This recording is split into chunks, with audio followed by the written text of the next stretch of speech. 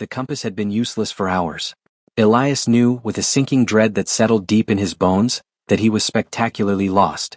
The old, hand-drawn map he'd bought from a shady antique dealer in the Romanian countryside promised a shortcut through the Carpathian foothills to a forgotten Roman ruin. Instead, he had hiked straight into an early, brutal blizzard. The snow, thick and unforgiving, was swallowing the twilight whole.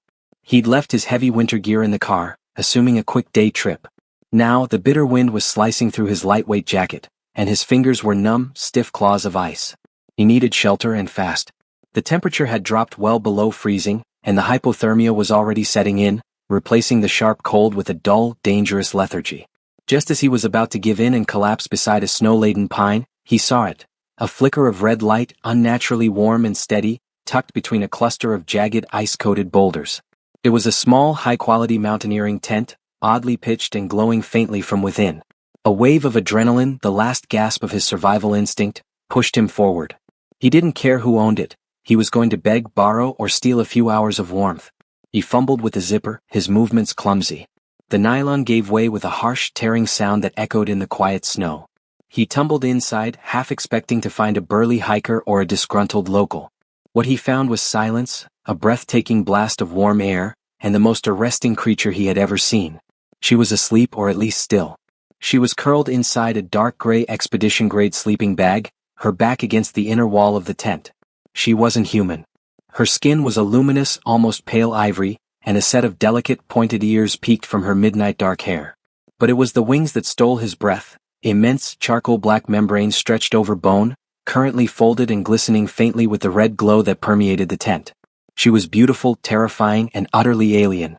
He scrambled backward, knocking over a flask. The noise was loud. Her eyes snapped open.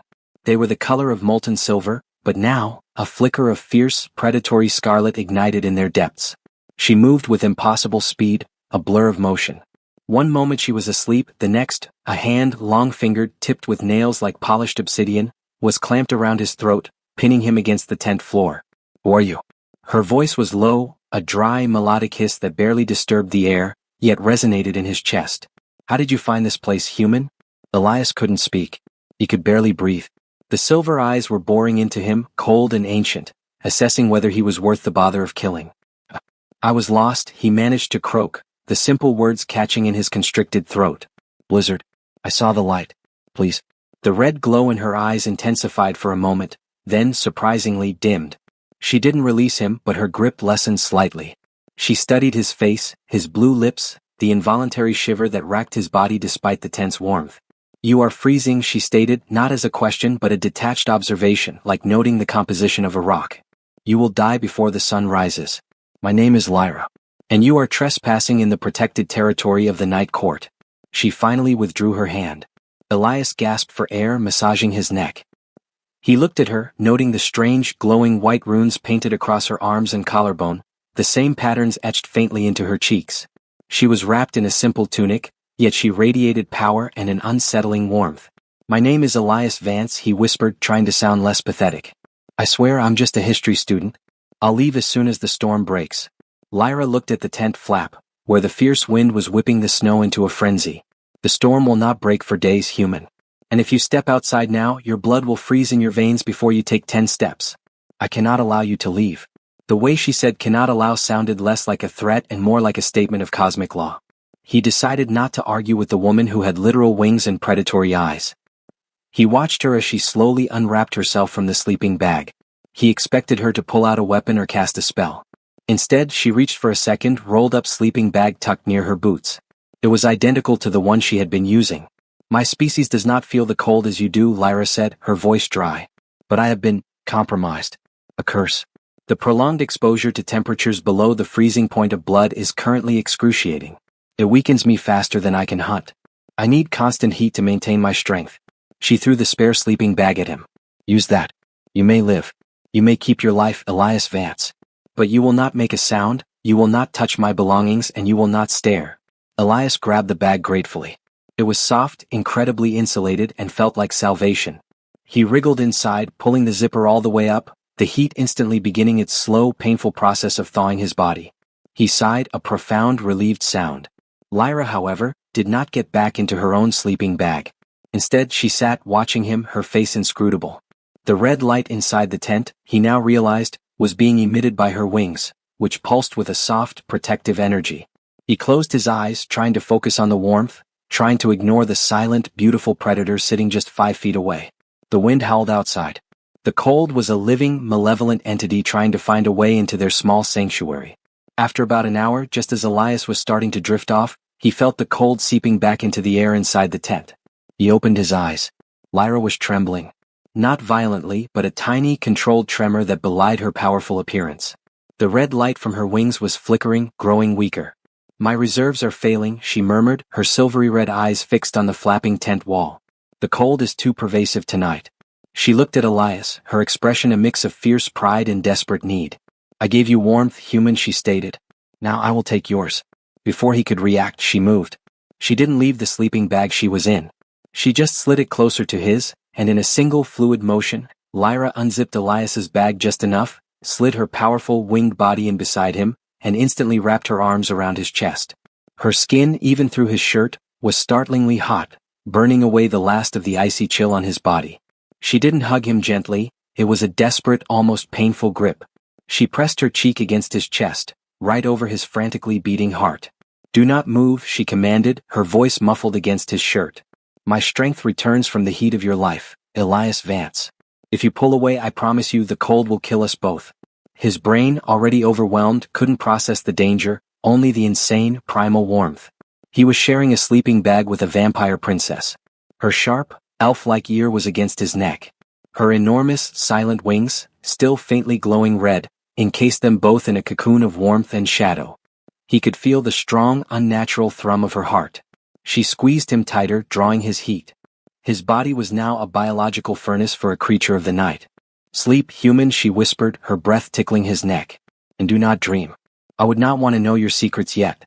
Elias lay there, paralyzed, terrified, yet warmer and safer than he had ever felt. The last thing he saw before the darkness took him was the faint, eerie glow of the runes on her arms, illuminated by the dying embers of the red light. He was a human, sleeping in the same bag as a creature of pure night, high in a frozen, forbidden mountain. And she was hugging him tight as the cold set in. Elias woke up to a warmth so profound it felt like a hallucination. It wasn't just the warmth of the sleeping bag, it was the concentrated, enveloping heat of Lyra's body pressed against his own. They were still entwined, her arms a vice around his middle, her head tucked securely beneath his chin.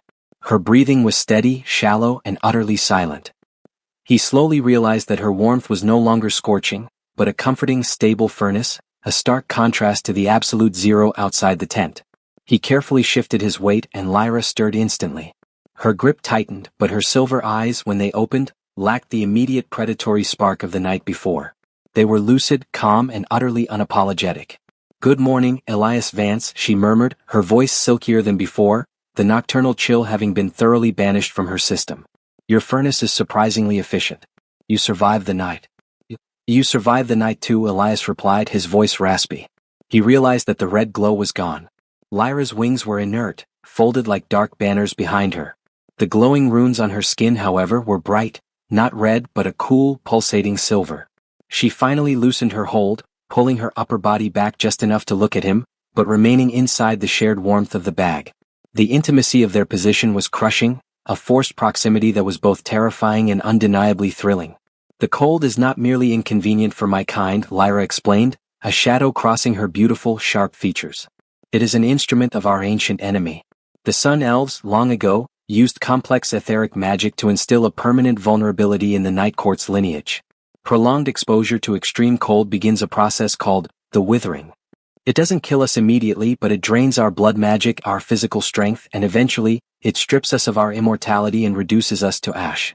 Elias stared at the intricate silver markings on her skin. Are those the runes that are holding back the withering?" Lyra nodded, a slight movement that brought her hair cascading over his shoulder. "They are the bindings of Lyra. A spell placed upon me by my mother, the Queen. They channel external warmth into me, replenishing the depleted ether. Your body heat, Elias, is simply a biological battery I am drawing from." He felt a sudden, profound indignity. "So, I'm just a high-efficiency blanket to you." A faint, almost imperceptible smile touched the corner of her lips. "A blanket that requires a heart, yes. And blankets do not talk back. But let us be fair. You were moments from death. I granted you sanctuary and warmth. You granted me survival. We have a temporary contract, human. She finally extracted herself from the sleeping bag, moving like liquid shadow. She was impossibly graceful. As she stood, Elias could see the extent of her physical being, tall, lithe, and powerful. The snow outside had stopped, replaced by a blinding, pristine morning. Lyra unzipped the tent flap a crack, peering out. The storm has passed. You may leave now, Elias Vance, she stated, her tone suddenly distant and final. The route back down the mountain is treacherous, but you have the strength of your own heat. Be gone. Elias sat up, pulling on his ice-stiffened jacket. He felt insulted, used, and yet, he didn't move. He looked at Lyra's back, noticing the heavy, fur-lined backpack sitting next to her gear. You can't leave either, can you? He challenged. Lyra slowly turned, her silver eyes narrowing. Explain your impudence. If the cold is that dangerous and those runes are your only defense, why are you out here in a blizzard? You aren't a hiker. You're royalty. You wouldn't risk the withering unless you absolutely had to. You said your power was failing. That means you are far from home and you are running from something, Elias reasoned, the historian's instinct for spotting a vital missing piece of the puzzle kicking in. You don't need my heat anymore, but you need my knowledge of the human world to get you off this mountain safely without attracting attention. That's why you let me live. Lyra remained silent for a long, tense moment, her gaze penetrating. The space between them crackled with unspoken threats. Then she let out a sigh, a sound of supreme irritation and reluctant admission. You are smarter than your shivering appearance suggested, human, she conceded, rubbing the side of her neck where the bindings shone the brightest. I am pursuing a relic. An artifact taken from my family's catacombs. It is vital to the stability of the Night Court. My enemies are hunting me, knowing my weakness to the cold. They track the residual heat signature I leave behind. And if I help you get off this mountain and avoid detection, what's my reward? Elias asked, trying to sound brave despite the fear churning in his stomach. Lyra's lip curled slightly. Your life extended. But there is a complication. The artifact, the Crimson Eye of Ethelred, is not merely a treasure. It is a powerful conduit of blood magic. My trackers are closing in, and I cannot risk activating my wings to escape. The burst of etheric energy required would pinpoint our location for leagues. She reached out and lightly brushed her fingers across the back of his hand. Even the brief, casual touch sent a wave of heat through him. You are not a liability, Elias. You are an insulator. Your mundane, non-magical human heat provides a perfect shield, masking my own residual signature. You will serve as my human camouflage, helping me reach the city and find the thief before my enemies find me. Lyra's expression softened, taking on an intensity that made his breath hitch. The moment we leave this tent, the mountain air will begin to drain me again. I will not survive the journey alone. We will need to conserve your heat, Elias. And that means the sleeping arrangement we had tonight? She paused, her silver eyes holding his. Will need to be permanent until we are safe. The silence inside the tent was suddenly charged, suffocating. Elias felt a wave of conflicting emotions, fear of being tied to a dangerous creature, a primal thrill at the sheer impossibility of the situation, and a grudging sense of necessity. The vampire princess needed him to survive. Permanent, Elias repeated, swallowing hard. You mean, we travel like this? On the mountain? The human term is cuddling, I believe, Lyra said dryly, a flicker of amusement in her silver eyes. She started efficiently packing her specialized gear, folding the dark wings neatly against her back beneath a thick, dark cloak. Your body heat, distributed evenly across mine, acts as a thermal blanket, scattering my magical signature. We cannot risk separation for more than a few moments in this terrain. It's not a suggestion, Elias Vance. It is the condition of your continued existence. Elias zipped up his thin, inadequate jacket. All right, princess. Let's go over the rules of this arrangement. Rule number 1, I get to ask questions. You answer them truthfully. I need to know what kind of enemies we are facing. Lyra paused her packing, her gaze intense. Rule accepted. The enemy are my uncle's trackers, the Night Guard. They are trained assassins of the highest rank, creatures of shadow who can glide across the snow without leaving a trace. Their purpose is to capture me and return the Crimson Eye to my uncle, who seeks to usurp my mother's throne. And rule number 2? Elias pressed. You maintain physical contact with me at all times, Lyra stated simply, finishing her packing and throwing the large, heavy backpack over her shoulders with effortless strength. We are moving. It will be slow, dangerous, and very cold. Keep up. Lyra stepped out of the tent first, instantly enveloped by the blinding white light of the snow-covered morning. Elias followed, shivering the instant he stepped into the biting wind. Lyra didn't wait for him to catch up. She simply grabbed his wrist, a cold, strong grip, and pulled him close to her side. "Keep your hand on my arm."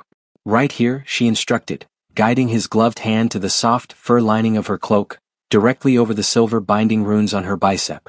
"Keep it flat. Don't wander. Focus on your footing." The descent was brutal. The snow was deceptively deep, hiding icy patches and jagged rocks. Lyra moved with the precision of a trained predator, her feet finding purchase where Elias's boot would slip. He had to practically lean into her, his shoulder pressed against her side, his breath misting the air between them. The proximity was maddening. She was a whirlwind of exotic perfume and primal power, yet he was utterly dependent on her. Hours passed in a grueling, silent trek. Elias was exhausted, his muscles screaming, but the constant, focused connection with Lyra kept the debilitating chill at bay. He realized that the human contact wasn't just shielding her, it was also sharing the warmth she had absorbed, acting as a crucial survival mechanism for him. "You said they track heat signatures?" Elias panted, trying to match her stride. "Are they close?" "Closer than I like," Lyra replied, her voice low. "The air is thin and the energy output of the bindings leaves a faint trace. The trackers are expert in reading ambient etheric disturbances. We must reach the tree line, the shadows will absorb some of the residual energy." Just as they were crossing a narrow, exposed ridge, the silence of the mountain was broken by a sound that sent a jolt of ice through Elias's heart. A high-pitched, resonant whistle, cutting through the wind from the valley below. Lyra stopped instantly, pulling Elias hard behind a wind-sculpted rock formation. She pushed him against the stone, her body shielding his, her cloak pulled tight around them both. "They found us," she hissed, her eyes scanning the vast white expanse. "The whistle is a signal. 2 teams are converging. We must descend into the ravine now. They expect us to stay high." "Ravine? Isn't that riskier?" Elias whispered, his heart hammering against his ribs. "It is covered by the trees and we can move faster," Lyra said, her voice dropping to a near-silent command. "But you must be absolutely silent. Do not make a sound. Do not stumble." They scrambled down the steep, rocky slope into the ravine, the sudden sharp decrease in altitude jarring Elias's ears. The air here was damp, heavy, and smelled of pine and frozen earth. They ran, Lyra's hand never leaving his arm, dragging him over obstacles. They were deep among the pines when Lyra froze again, pressing herself and Elias against the rough bark of a giant fir. "We have company," she mouthed, pointing with her eyes towards a break in the trees, a few hundred yards away. Elias squinted. 2 figures, tall and impossibly lean, were moving with unnatural speed across the snow. They were dressed in dark, mottled gray, blending perfectly into the shadows and snow. Their faces were hooded, and their eyes, even from this distance, glinted with a cold, malevolent light. They didn't walk, they flowed over the ground. "The night guard," Lyra breathed. "They are armed with silver-edged blades. They can sever my bindings. We cannot fight them both." One of the trackers suddenly stopped, his head snapping up towards their position. He hadn't seen them, but he was feeling for them. Elias felt a sudden sharp spike of heat from Lyra, a concentrated burst of etheric energy. The binding runes on her arm flared a bright, defensive silver. The tracker smiled, a chilling, predatory smile that revealed rows of needle-sharp teeth, and started moving directly toward their hiding spot. "He's closing the distance," Elias panicked, trying to find a way out. He looked at the tracker, then at Lyra, whose expression was pure, focused fury. "I need a distraction," Lyra whispered urgently. "Something large. Something human and clumsy. Give me 10 seconds to mask our trail with a shadow weave." Elias knew he was about to do something utterly stupid, but seeing the tracker closing in, and knowing what would happen if he reached Lyra, he didn't hesitate. He took a deep breath, removed his gloved hand from Lyra's arm, and without another word he pushed off the tree, running in the opposite direction towards a cluster of fallen logs, screaming at the top of his lungs. Look over here, you freaks." The tracker instantly veered away from the fir tree, locking onto the much louder, much simpler human heat source. He burst into a terrifying sprint, gaining ground on Elias in seconds. Lyra didn't move. She didn't call out. She simply watched the human she had adopted as her furnace sprint toward a certain, painful death. She watched the tracker raise his silver blade. And then, just as the tracker was about to strike, Lyra finally moved, unleashing a surge of forbidden power that illuminated the ravine.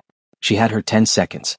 Elias ran with a desperate, lung-searing terror, the silver-edged blade of the tracker flashing in his peripheral vision. He threw himself behind a massive, moss-covered log, not fast enough, not far enough. The air above him tore with the force of the tracker's strike, the blade embedding itself in the wood just inches from his head. The tracker, lean and terrifying, pulled the blade free, his cold eyes gleaming with malicious satisfaction. "You have served your purpose, bait," the creature hissed, raising the silver blade for the killing blow. Before the blow could descend, the world changed. A surge of raw, ancient energy, not the soft thermal glow, but a violent, concussive wave of crimson power, erupted from Lyra's hiding spot. The sound was a deep, resonant thrum that vibrated in Elias's teeth and shook the very trees. Lyra was no longer hiding. She was standing in the open, her dark cloak thrown back, her wings unfurling to their full, terrifying span. They were no longer black. They blazed with a fierce, blood-red light that cast grotesque, dancing shadows across the snow. The silver runes on her body shone with the intensity of molten metal. She hadn't moved to fight, she had moved to dominate. "Return to your master, Shadow," Lyra's voice commanded, amplified and distorted by the etheric surge. It was the voice of a queen, a voice of crushing, inescapable authority. "You trespass upon the protection of the night air. I command you vanish." The vampire princess wasn't using a physical attack. She was using a mental and magical command, flooding the tracker's senses with pure terror. The tracker, caught mid-strike, froze. His malevolent eyes widened in absolute, paralyzing fear. He lowered his blade, slowly dropping to his knees, his body racked with violent convulsions. The power of the command was too much for the lesser creature. In a blink, the tracker dissolved, not into blood or dust, but into a wisp of cold, gray shadow that was instantly absorbed by the surrounding pines. The other tracker, seeing the horrifying display, didn't hesitate. He melted back into the shadows of the ravine, abandoning his partner's position in a desperate retreat. The crimson light surrounding Lyra dimmed, the intense redness draining from her wings. She stood for a moment, chest heaving, the powerful magic visibly taxing her. The glow on her silver bindings was now dangerously faint, almost invisible. She had overextended her powers, violating the very protection the bindings were meant to provide. Elias scrambled out from behind the log, shaking uncontrollably, his heart pounding a deafening rhythm. He ran to her, not caring about the danger or the supernatural power she wielded. He saw only the beautiful woman struggling to remain standing. "Lyra, what did you do? Are you all right?" She swayed, her eyes flickering. The edges of her skin looked pale, almost translucent. "I used the call of the Blood Queen," she whispered, her voice weak and hoarse. "It is forbidden, a total expenditure of my stored ether. It eliminates my enemies, but it consumes my heat reserves instantly. The bindings are barely functioning. I am succumbing." Before she could finish, her knees buckled. Elias caught her just as she fell, her surprisingly light body slumping against his chest. Her wings, now dull and heavy, brushed his back. He could feel the terrifying, sudden cold radiating from her skin. The withering was setting in rapidly. He knew what he had to do. There was no time to find the tent. He half-dragged, half-carried her behind the massive log where he had taken cover. He ripped open his own flimsy jacket and forced himself to tear open the inner lining of her heavy cloak, exposing her bare skin where the bindings were carved. Working with frantic speed, he unzipped his sleeping bag and shoved her inside, immediately scrambling in after her. This time there was no hesitation, no conversation, no forced proximity. It was a race against death. He wrapped his arms tightly around her, pulling her stiff, cold body flush against the entirety of his own. He pressed his cheek to her head, trying to transfer every atom of heat from his core into hers. "I need your warmth, Elias," Lyra breathed, her voice barely audible, the words scraping out like ice on stone. "More than before. I am fading." Elias squeezed her tighter, pouring his fear and his life force into the embrace. Take it all, Lyra. You saved me. Now I save you." He lay there for a long time, listening to the agonizingly slow rhythm of her heart, waiting for his body heat to win the battle against the cold magic. Slowly, agonizingly, the terrifying cold radiating from her lessened, replaced by a grateful warmth. The bindings on her arm began to glow faintly, not silver but a delicate, reviving gold. Hours passed. When Lyra finally stirred, the sun was casting long shadows through the pine trees. She looked up at Elias, their faces separated by mere inches. His shirt was soaked with their combined sweat and the residual condensation of the extreme temperature difference. "You are stronger than you appear, human," Lyra said, her voice restored, yet softer than before. Her silver eyes were filled with an unreadable mixture of gratitude and profound shame. "No human has ever willingly given so much heat to a member of the Night Court. You risked your life for mine." "You saved mine first," Elias retorted, slightly breathless from the closeness. "And you used forbidden magic for 10 seconds of distraction. What was the price?" Lyra pushed back slightly, allowing just enough space for them to breathe freely, but she did not leave the comfort of his embrace. The price is simple, Elias. The call not only depletes my ether, it disrupts the magical tracking field I leave. For the next 3 days my enemies cannot track me through magic. But to fully recover my strength and to keep the bindings charged, I must remain in constant, unbroken physical contact with a stable heat source. She looked directly into his eyes, her expression solemn. We are now bonded by necessity, Elias. Not just a contract. If we separate before the bindings fully stabilize, I will perish. And when I perish, the surge of dying ether will take you with me. They were no longer two people sharing a sleeping bag for convenience. They were two destinies inextricably woven together. The chilling truth settled between them. Elias was now her anchor and she was his curse. All right, Lyra, Elias said, exhaling slowly, accepting the terrifying truth. 3 days. We stay together. But now you tell me everything about this Crimson Eye, and how we are going to get off this mountain without running into any more of your family's assassins. The necessity of their shared sleeping bag became their reality. They broke camp just as the sun climbed high enough to melt the frost from the pine needles. Lyra, still recovering from the magical expenditure, was weak. She packed the gear, but she relied on Elias to be her continuous source of warmth. Their new method of travel was awkward and intimate. Lyra kept one arm firmly around Elias's waist, her hand tucked beneath his jacket where his body heat was most concentrated. His arm, in turn, was wrapped over her shoulder, securing the heavy folds of her cloak around them both. They moved as one unit, a strange two-bodied creature stumbling through the forest. Elias had never been so aware of another person. He felt the subtle shift of her muscles as she moved, the rhythm of her careful breathing, the delicate scent of pine and something ancient, something like cool copper, emanating from her skin. The fear was still there, a constant companion, but it was being slowly eroded by the intense, undeniable connection their survival demanded. The Crimson Eye of Ethelred, Elias began, finally breaking the long silence as they navigated a winding deer trail. What is it exactly? A gem? It is far more than a gem, Lyra replied, her voice soft, her cheek close to his ear. It is the focal point of all the Night Court's stored blood magic. It isn't used for combat, Elias. It is the core of our generational immortality. It captures and recycles the ether of every member of the royal line when they pass, ensuring the continuity of our power and extending the life of the queen. And your uncle wants it, Elias concluded. He wants to break the cycle, Lyra confirmed, a deep-seated anger momentarily replacing her exhaustion. He believes my mother, the queen, is too soft, too focused on maintaining the fragile treaties with the Sun Elves and the human realm. If he possesses the eye, he can drain its power in a single ritual. The ether would be his, making him virtually unstoppable, and the entire Night Court lineage would begin to decay, a mass withering far worse than the cold can inflict. Elias stumbled slightly, adjusting his grip on her. So, if we fail, your entire family line dies. And the human world suffers the chaos that follows, Lyra added, looking ahead with grim determination. The balance is delicate, Elias. My uncle has no patience for delicacy.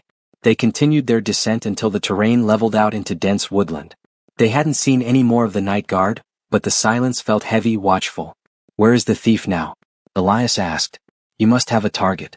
I tracked the thief's signature for weeks, Lyra explained. He is not a member of the Night Court.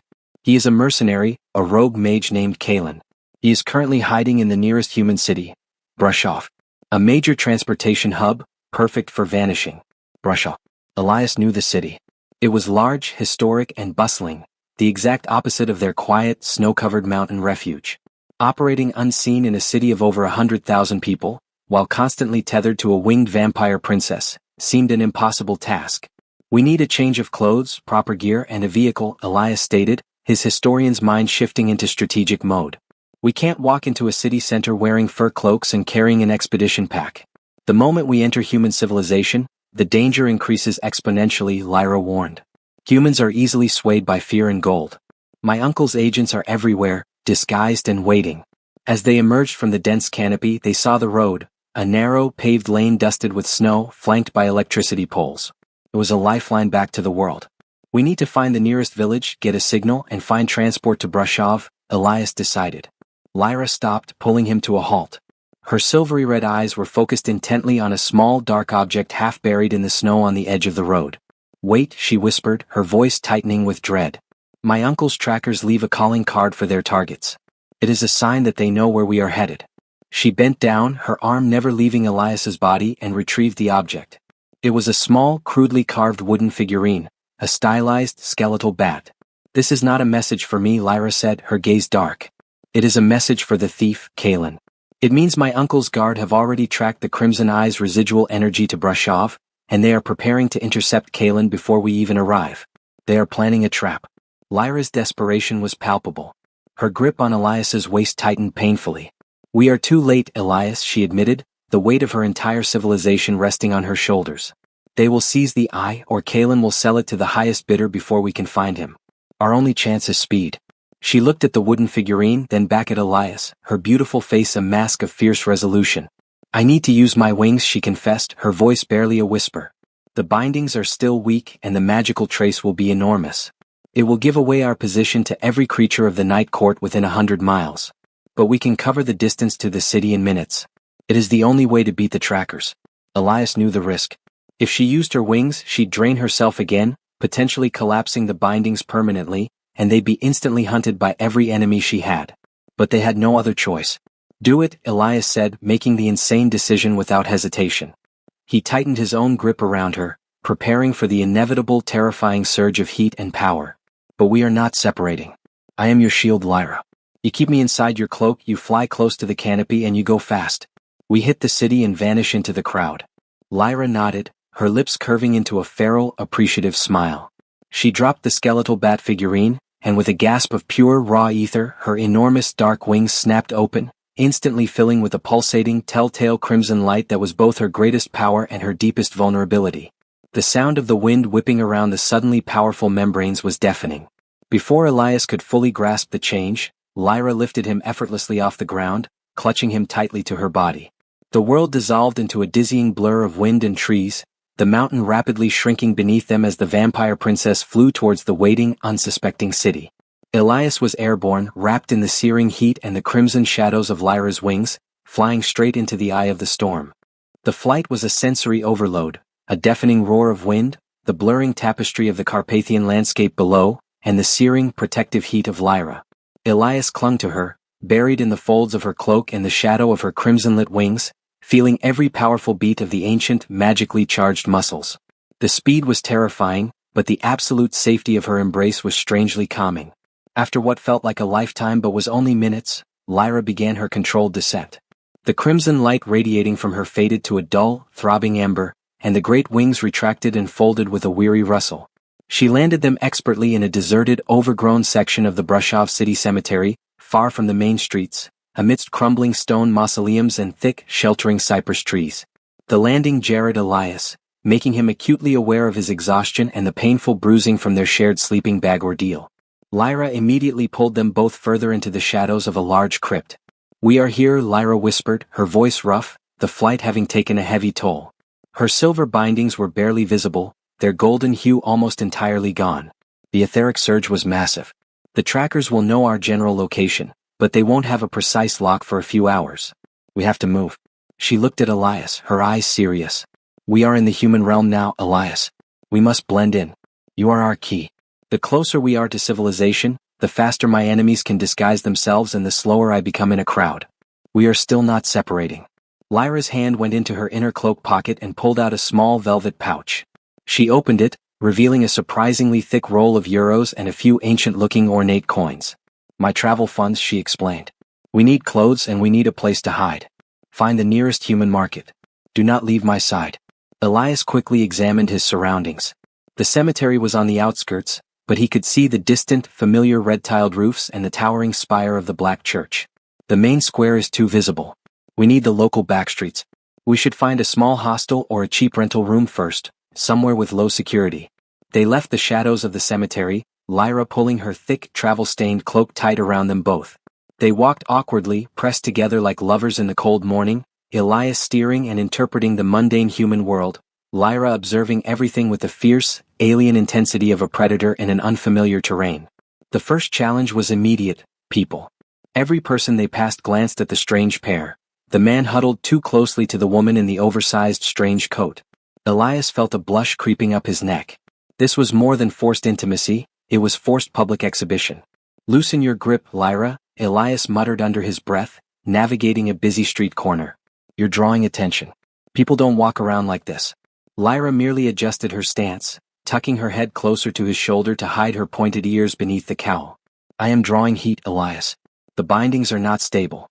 They require the full concentrated warmth of your body. If they fail, I fail. I prefer curious glances over Ash. She was right. The moment he tried to create a few inches of distance, he felt a sudden sharp cold radiating from her skin, a terrifying sign of the withering returning. He instantly tightened his arm around her, pulling her close again, resigning himself to the strange performance. They found a small, discreet market street where Elias quickly bought the essentials. A cheap, functional backpack, a pair of nondescript jeans and a hoodie for himself, and a long, simple dark wool dress and jacket for Lyra. He changed quickly in a cramped public restroom, keeping the sleeping bag hidden, while Lyra waited right outside the door, leaning against the wall, her eyes scanning the crowd like a hawk. When he emerged, she stepped into the restroom without a word. When Lyra emerged moments later, she looked different, but no less striking. The long wool dress and simple jacket hid the lines of her powerful body and, crucially, completely concealed her folded wings and the silver bindings. She had braided her dark hair, and only the exquisite sharpness of her features and the unnerving silver of her eyes gave her away. Better? Elias asked. More anonymous, Lyra conceded, pulling up the hood of her jacket. Now we find our lair. And you tell me about this human internet you use to find locations. Elias, using his phone, quickly located a small, cash-only rental apartment on the third floor of an old building near the train station, a place with high turnover and few questions. The location was risky, but close to transportation routes, which Kalen the thief would likely use. They paid the elderly landlord cash and finally they were alone inside a single, small room. Elias immediately threw the sleeping bag onto the floor. We have about 2 hours before your trackers can triangulate the general area, Elias said, looking around the small space. We need a plan. What's the Crimson Eye's signature look like? How do we find Kalen? Lyra sat on the floor, leaning her back against the wall, clearly exhausted. The mundane task of walking in a crowd had drained her residual energy. She pulled Elias down with her, his warmth the first thing she sought. The Crimson Eye is a stone the size of a human fist, she explained, resting her head against his shoulder. It pulses with a faint, internal red light, even when dormant. But Kalen will not keep it dormant. He will be attempting to sell it or activate it to escape. We must find the locations where powerful, unregistered magic is dealt. Black market, occult shops, maybe an auction house, Elias mused, his mind racing, trying to compartmentalize the reality that he was brainstorming a fantasy heist with a vampire princess. Just then Lyra's head snapped up. She tensed, her eyes fixed on the single, thin window of the rental room. Silence, she commanded, her voice a low hiss. I hear them. They are moving faster than I anticipated. The trackers have split up. 2 teams.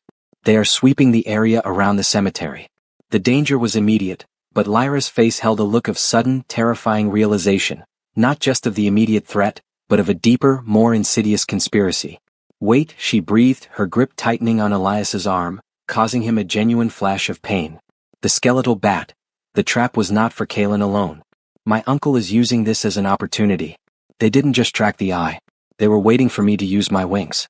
Her eyes locked on his, filled with a sudden, devastating certainty. Elias, she said, her voice trembling slightly. The rental contract we signed, the cash we paid. My uncle's reach is deep. The entire city is a net. If they are this close, this fast, it means they already knew we were coming to brush off. The sudden realization that they had walked into a meticulously set trap hit Elias with the force of a physical blow. He looked around the cramped, ordinary room. The cheap wallpaper, the flimsy curtains, the smell of dust and old wood, it all felt suffocating. The landlord, Elias whispered, his eyes wide. The old man who rented us the room, he must have been one of them. He took the cash, noted our appearance and signaled the trackers. Lyra's grip on his arm was desperate, but her mind was already calculating escape routes. It wasn't the cash, Elias. It was the etheric signature I emitted when I flew. They just needed confirmation that I was entering the city, and the landlord was the final trigger. They are not waiting for us to make a mistake. They are waiting for us to step outside. She pushed him toward the window. We are on the 3rd floor. Too high for a simple jump, but the ground team is too close for the stairs. Is there an adjacent building? Elias peered through the gap in the curtains. The buildings were close, but there was a treacherous 2-foot alleyway separating their window ledge from the next roofline. Risky. We'd need to climb out the window, shimmy across the ledge, and jump the gap to the roof. Risk is relative, Lyra said, already moving. She grabbed their single shared sleeping bag, rolling it tightly. The cold is closing in. Every minute spent planning is a minute closer to the bindings failing. We move now. She unzipped the heavy-duty sleeping bag and secured it around Elias's waist with a series of quick, practiced knots. She pulled the excess material taut, creating a thick, insulated harness. "You go first," she instructed, her silver eyes blazing with urgency. "Climb onto the ledge. I will hold the end of the bag. You are tied to me. If you slip, I will pull you back. But you must hold fast to my heat." Elias didn't argue. He knew that for her to give up her precious insulation was a sign of extreme desperation. He climbed awkwardly onto the narrow, icy ledge. The wind, even slightly reduced by the surrounding buildings, was biting. "Ready, Lyra?" he called out softly. "Do not look down, Elias," she commanded from the safety of the room. "And do not let go of the sleeping bag. It is our lifeline and our tether." He started inching along the ledge, his back scraping the rough brick wall. The feeling of the thick material of the sleeping bag taut against his waist, connecting him physically to Lyra, was terrifyingly reassuring. He felt her heat, a continuous, stable warmth that pulsed through the material, keeping his fear from turning into paralysis. When he reached the gap, he took a deep breath and leaped. He landed hard on the neighboring roof, sliding on the slick tiles but immediately scrambling for purchase. The second he was stable, Lyra pulled the rope, drawing the slack back into the room. "Your turn," Elias whispered into the thin air. Lyra didn't wait. She emerged onto the ledge with fluid, effortless grace, moving with the balance of a mountain cat. She quickly crossed the narrow gap and landed beside him. The moment her hand touched his shoulder, Elias felt the surge of reviving warmth. They were safe for now. They crossed the network of rooftops, moving away from the area, using the height to spot any dark figures below. Lyra led them into the maze of the city's old town, finally finding refuge in a dark, vaulted archway leading down to the cellars of an ancient wine merchant. "The deeper we go, the harder they will find a magical signature," Lyra stated, pulling the heavy door open. The cellar was cold, damp, and smelled strongly of earth and fermentation, but it was silent and dark.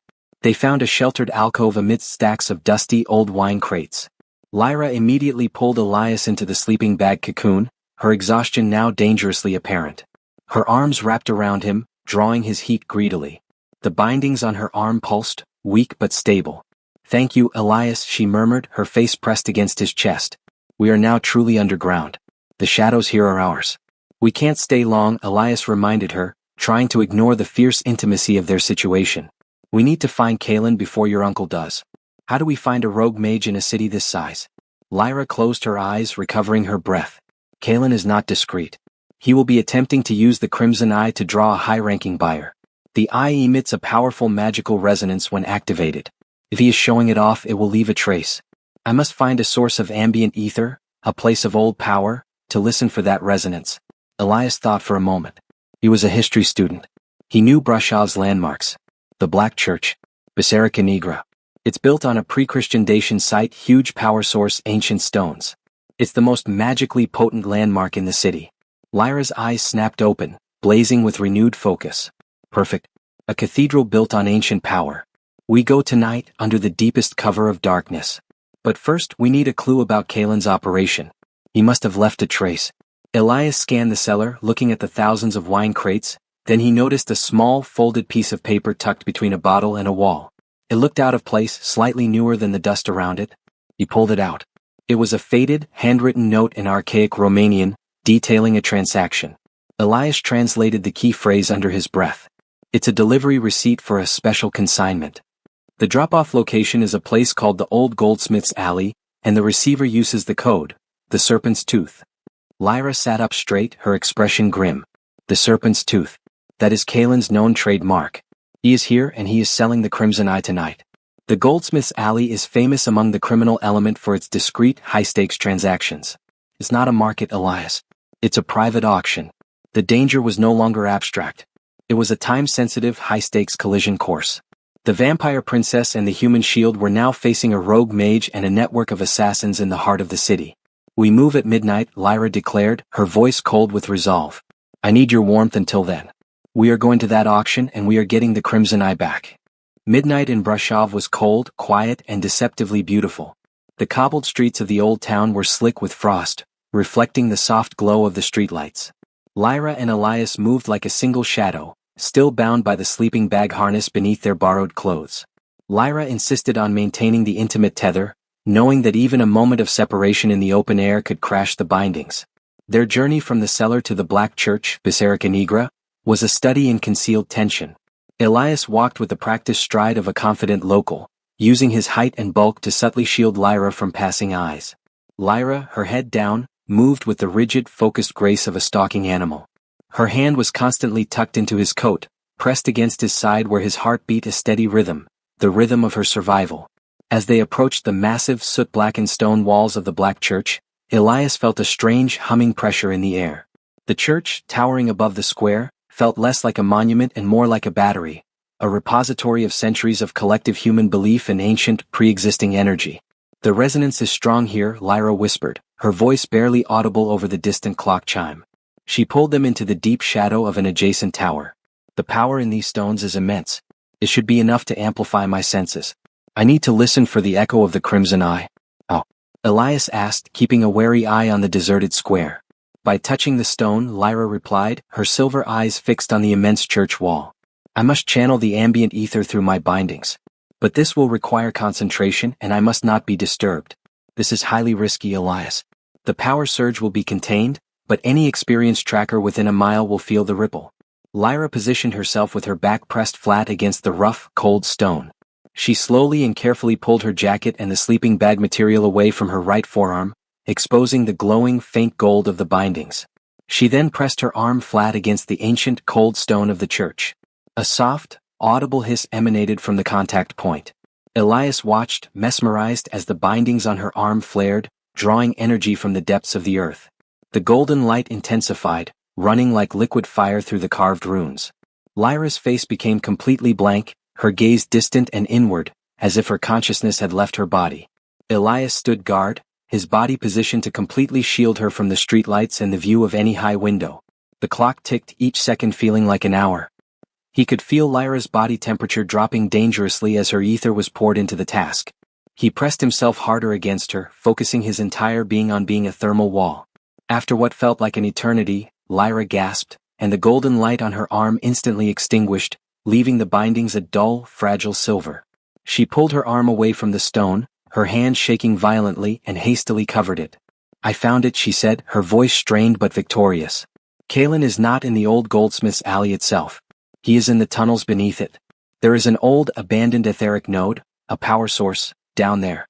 He is using the eye to charge that node, and the pulse is acting as a beacon for the buyers." "The tunnels? Like the catacombs?" Elias asked, relief mixing with fresh dread. "Yes. And he is surrounded by a dense, shifting veil of dark magic, a defensive ward. We must enter through the alley. The auction will have started by now. We are dangerously late." Lyra quickly resecured the sleeping bag harness and pulled her hood tight. "What about your uncle's trackers?" "They felt the pulse from the church," Lyra admitted, her jaw tight. "They are converging on this area now. We must move." "But Elias, Kalen's ward is strong. My bindings are too weak to break through. I will need all the energy I have left." Lyra led them through the narrow, twisting lanes of the old town, navigating with an unnerving, innate sense of direction until they reached the famous goldsmith's alley. It was a narrow, picturesque corridor of medieval workshops, all shuttered and dark. Only one, an unassuming, unmarked door at the very end of the alley, had a faint, almost invisible light bleeding from its seams. "The entrance," Lyra hissed, pulling them close to the grimy wall. "The buyers are already inside. We will enter through the back. The back door will have only one guard, Elias. You will distract him. I will use the remaining ether in my bindings for a short, sharp burst to paralyze him. We have moments to get inside." "Paralyze? Not eliminate?" "Eliminate leaves a trace," Lyra said grimly. "Paralysis conserves my heat. It will last only 20 seconds. Make them count." They slipped into the narrow, dark passage behind the building. A single hulking figure in a cheap, dark suit was smoking a cigarette by a heavy oak door, his head nodding slightly in boredom. Lyra stopped, pressing her entire body flush against Elias. He felt the terrifying, familiar surge of energy as she prepared to expend her last reserves. "Now, Elias," Lyra commanded, her voice fierce. "Talk to him. Get his full attention. And remember, do not let go of me. We enter together." Elias took a deep breath, fixing his focus on the guard. He still had Lyra's arms tightly wrapped around his waist, hidden beneath his jacket. He was about to walk into an auction of the apocalypse, tethered to a vampire princess. He stepped out of the shadows, looking as harmless and lost as possible. "Excuse me, sir," Elias called out, his voice shaking slightly. "I'm lost. Could you possibly tell me where the nearest train station is?" My wife is absolutely freezing out here.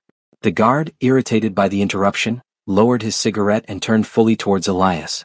That was Lyra's cue. With a soundless gasp, a powerful spike of cold energy shot from the bindings on her arm, instantly overloading the guard's nervous system. The guard froze mid-snarl, his eyes wide and vacant, his body rigid as stone.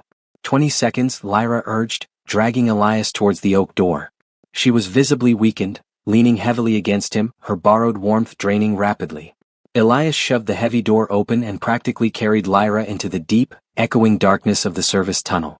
They were inside, but the cost was high. Lyra's bindings were now dangerously close to failure, and the tunnel entrance immediately began to glow faintly with the residual power of the Crimson Eye. The heat is immense here, Lyra whispered, pulling him down a crumbling staircase. It is drawing me, Elias. I can feel the eye. We are close. But we must be careful. The buyers are not human. They are far more dangerous. The crumbling staircase opened into a vast, circular chamber deep beneath the city, a forgotten crypt adapted for a darker commerce. The air here was thick, heavy with the stench of stale blood and ozone, and dangerously hot. The combined body heat of the assembled supernatural creatures was a suffocating blanket, yet Elias felt Lyra shiver against him. She was feeding on his warmth, stabilizing her system against the magical turbulence of the room. Elias and Lyra slipped behind a tall, granite pillar, their bodies fused together by the sleeping bag harness beneath their coats. They remained perfectly still, observing the scene.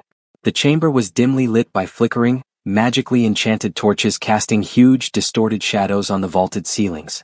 In the center, standing on a raised platform carved from black marble, was the thief, Kalen. Kalen was a spectacle.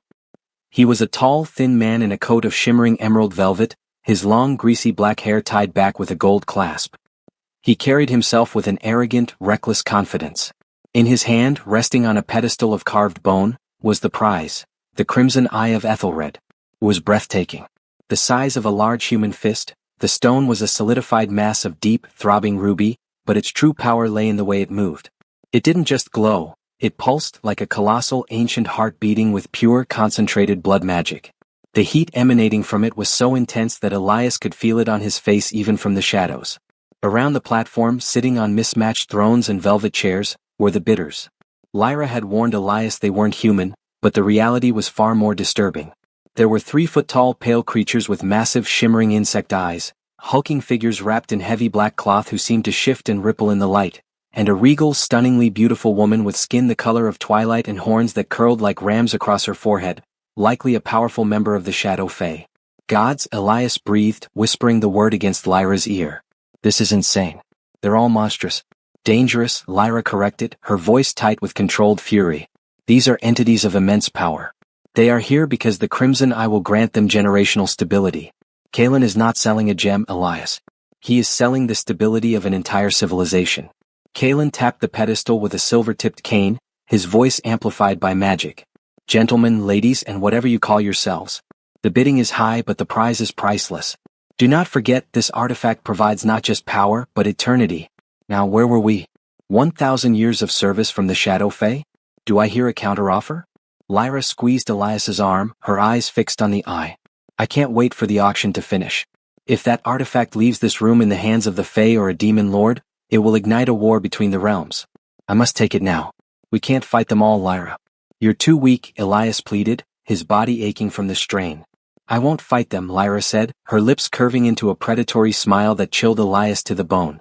I will steal it. The ambient ether here is so thick, it is suppressing Kalen's protective wards. If you can get me to the edge of the platform, I can use the last remaining charge in my bindings for a short-range kinetic teleport. The plan was suicide. Teleportation required a massive, instantaneous energy expenditure, guaranteeing the complete failure of the bindings. If you teleport, the bindings will fail, Elias stressed. You'll be ash before I can get to you. The proximity of the Crimson Eye is our only chance, Lyra argued fiercely. Its sheer power might stabilize me long enough for me to escape with it. We move during the next bid. When Kalen is distracted. Before they could even plan their movement, a sudden, cold wave of energy swept through the chamber, extinguishing several torches and causing the powerful bidders to stir nervously. It was a familiar cold. Lyra's head snapped up, her silver eyes widening in pure horror. The night guard, she hissed, pulling Elias deeper into the shadow. They found the residual trace from the paralysis spell and the thermal echo from the flight. They are in the tunnels. And they are not alone. Just then, a secondary passage near the entrance burst open. It wasn't just a lone tracker. It was a contingent of 5 figures in dark, silent armor, the elite Night Guard, led by a tall, imposing figure whose black armor bore the intricate, ornate crest of Lyra's traitorous uncle. The leader was holding the skull of a large, monstrous animal, which pulsed with dark ether. "The Bone Seeker," Lyra whispered, her voice tight with despair. "He is one of my uncle's most lethal hunters. He can smell royal blood. The trap was set for both Kalen and me. We're surrounded." Kalen, seeing the armed assassins burst into his auction, did not panic. He merely smiled, raising his silver-tipped cane. "Gentlemen, it seems we have a few unexpected and rather rude latecomers," Kalen announced with a theatrical flourish. "It appears our little gathering has turned into a hostile takeover, which means the price of the Crimson Eye has just gone up dramatically." The Bone Seeker leader pointed directly at the pillar where Lyra and Elias were hiding, his skull staff glowing ominously. "Princess Lyra." His voice boomed, chillingly amplified. "Your life ends tonight. And that human is already dead." Lyra shoved Elias against the stone, her hand fumbling to unclip the harness inside their jackets. "The plan is abandoned, Elias," Lyra commanded, her silver eyes filled with desperate decision. "There is no time for the Eye. They will take us both. When I give the word, you run for the exit. Do not look back. Your mission is to survive and return to the surface." "I'm not leaving you," Elias protested, tightening his own grip on her. "You have no choice," Lyra snapped. "I cannot allow them to capture my mother's heir. I must face them. Go." The Bone Seeker and his guard began to advance, swords drawn, while the monstrous bidders remained seated, enjoying the unexpected spectacle of the princess's capture. Lyra took a deep, shuddering breath, her frail, golden bindings igniting one last time. It wasn't the crimson power of the call. It was a faint, blue, shimmering light, the last dying ember of her heat magic. "Now, Elias," Lyra screamed, suddenly pushing him with all her might. "Go." Elias stumbled out from behind the pillar, exposed to the terrifying lights and the monstrous assembly. The Bone Seeker, seeing the human, snarled in delight and diverted his attention, moving to intercept the easy target. But Lyra had not given up. As Elias ran, Lyra used the final charge of the blue light, not for a teleportation spell, but for a single blinding flash of light, a magical flare, directly into the faces of the advancing Night Guard. Lyra, left alone and completely exposed, collapsed to her knees, her bindings extinguished forever. She was instantly consumed by the biting, magical cold of the chamber. But Elias was running, the heat of her desperate sacrifice still clinging to his clothes. The blue light of Lyra's desperate, final flare burned out instantly, plunging the vast chamber into deeper shadow. Elias was running, the terror a cold, sharp knife in his guts. He didn't look back, but the sound of the Bone Seeker's roar, followed by the clatter of armored boots, told him his temporary reprieve was over. He scrambled up the crumbling stone stairs, ignoring the pain in his knees and the tightness in his chest. The main exit door, the one guarded by the paralyzed man, was too far. He veered left into a narrow, dark maintenance tunnel Lyra had pointed out earlier as a secondary escape route.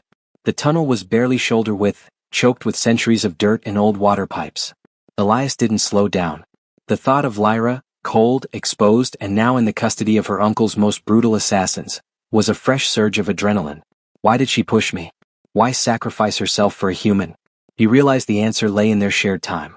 Lyra didn't sacrifice herself for him. She sacrificed herself for the mission. If she was captured with the Crimson Eye, her uncle won on all fronts. By throwing Elias out, she forced him to become the last player in the game. Elias touched the spot beneath his coat where the sleeping bag harness had been. It was gone. In the moment of separation, Lyra hadn't just pushed him. She had unclipped the harness. The sleeping bag, their symbol of survival and intimacy, was now left behind, maybe as a decoy, maybe as the final evidence of their journey.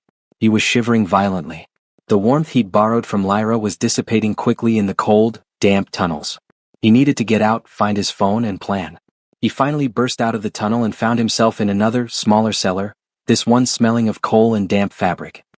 He scrambled up a set of rickety wooden stairs and shoved open a flimsy door, emerging into a narrow, deserted street behind a row of old houses. He was several blocks away from Goldsmith's Alley. He stopped, gasping for air, leaning against a cold wall. He pulled out his phone. No signal. He had to keep moving, find a landmark, and get off the back streets. As he moved, he heard a sound, not the heavy, thundering sound of the Night Guard's armor, but a quiet, rhythmic scratching coming from the alleyway he just exited. Elias flattened himself against the shadows of a parked van. Peering around the corner, he saw the Bone Seeker. The tracker was not pursuing him.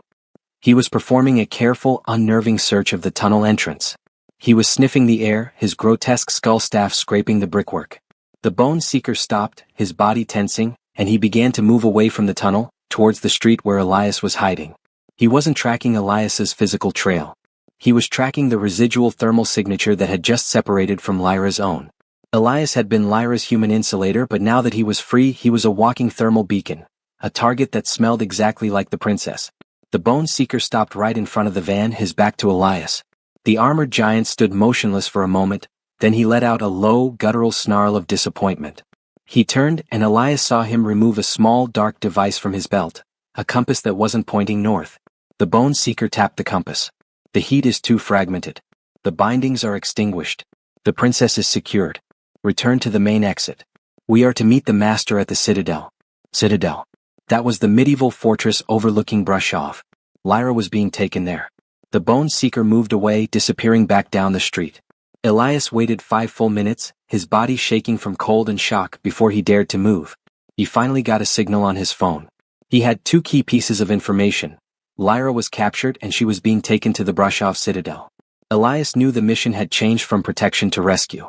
He was no longer the human shield, he was the human asset. He had the knowledge of the human world, the ability to move freely, and a deep-seated connection to Lyra that went beyond mere survival. He didn't have armor, he didn't have magic, and he didn't have the vampire princess's warmth. All he had was a stolen hoodie, a cell phone, and the absolute certainty that he was the only chance Lyra had. He pulled his hood tight, forcing the shivering to stop. He had to go to the Citadel, which was currently under heavy surveillance by the Night Guard. But first he needed allies. Lyra had mentioned the rogue mage, Kalen, was going to sell the Crimson Eye. With the Night Guard intervening, the auction was clearly sabotaged. Kalen would have escaped with the eye, furious and desperate to still make his sale. Elias knew Kalen was a rogue element, dangerous and volatile. But he was Lyra's enemy's enemy, and he was the one holding the Crimson Eye. Elias pulled up a map of the city. He needed to find a place where a desperate mage would hide a world-ending artifact after a failed auction. The nearest place of high-value, secret transactions was the old clock tower, overlooking the main square. Elias started walking, no longer running, but moving with the cold, focused resolve of a man with nothing left to lose. He had lost his shield, his warmth, and his tether. Now he was going to get them back. Elias moved with a cold, desperate clarity that belied his fear. The physical warmth that Lyra had gifted him was gone, replaced by a deep, aching cold in his core, a constant reminder of her absence and the extinguished bindings. He reached the main square just as the first gray light of dawn touched the spires. The old clock tower, rising prominently above the square, was his destination. He found a cafe that had just opened, ordered a weak coffee he didn't taste, and watched the tower. He needed to be invisible, yet constantly observing. He remembered Lyra's words. Kalen was arrogant, volatile, and would be furious about the failed auction. He would seek a secure, high-visibility spot to regroup and try to contact new buyers. After an hour of tense surveillance, Elias spotted him. Kalen, the thief, sauntered out of a side alley near the clock tower entrance. He was no longer wearing the emerald velvet coat. He was in dark, expensive-looking street clothes, but his movements were still theatrical and his anger was palpable. He was holding a small, padded satchel tight to his side, the satchel that likely held the Crimson Eye. Elias knew he had one shot. He followed Kalen discreetly until the mage ducked into a small, inconspicuous hotel a few blocks from the square.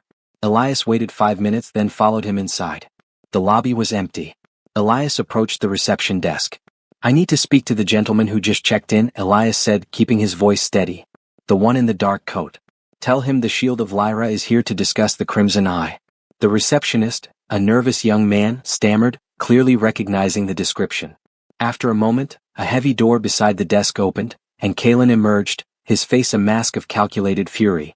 "The Shield of Lyra?" Kalen sneered, his eyes glittering with cold suspicion. "The human who was cowering behind the vampire princess? What insolence allows you to speak my artifact's name? You're lucky I didn't let the trackers fillet you." "I am the reason your auction failed, Kalen," Elias replied, walking straight up to the mage. "And I am the reason the Bone Seeker didn't catch you with the eye. The Night Guard set the whole thing up. They didn't want the eye, they wanted the princess. Now she is captured and being taken to the Citadel." Kalen's arrogance flickered, replaced by genuine alarm. "Captured? In the tunnels? That changes the entire calculation. The citadel is impossible to breach.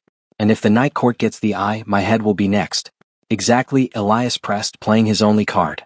We have a common enemy, Kaelin, and a mutual problem. You need the princess for leverage and I need the eye to save her. I have a proposal. Kaelin studied Elias, his gaze predatory. A proposal from a mere human? Speak quickly or I turn you into a coat rack. The princess is the only one who knows the hidden weaknesses of the citadel's defenses, Elias stated, maintaining fierce eye contact. The night guard will interrogate her.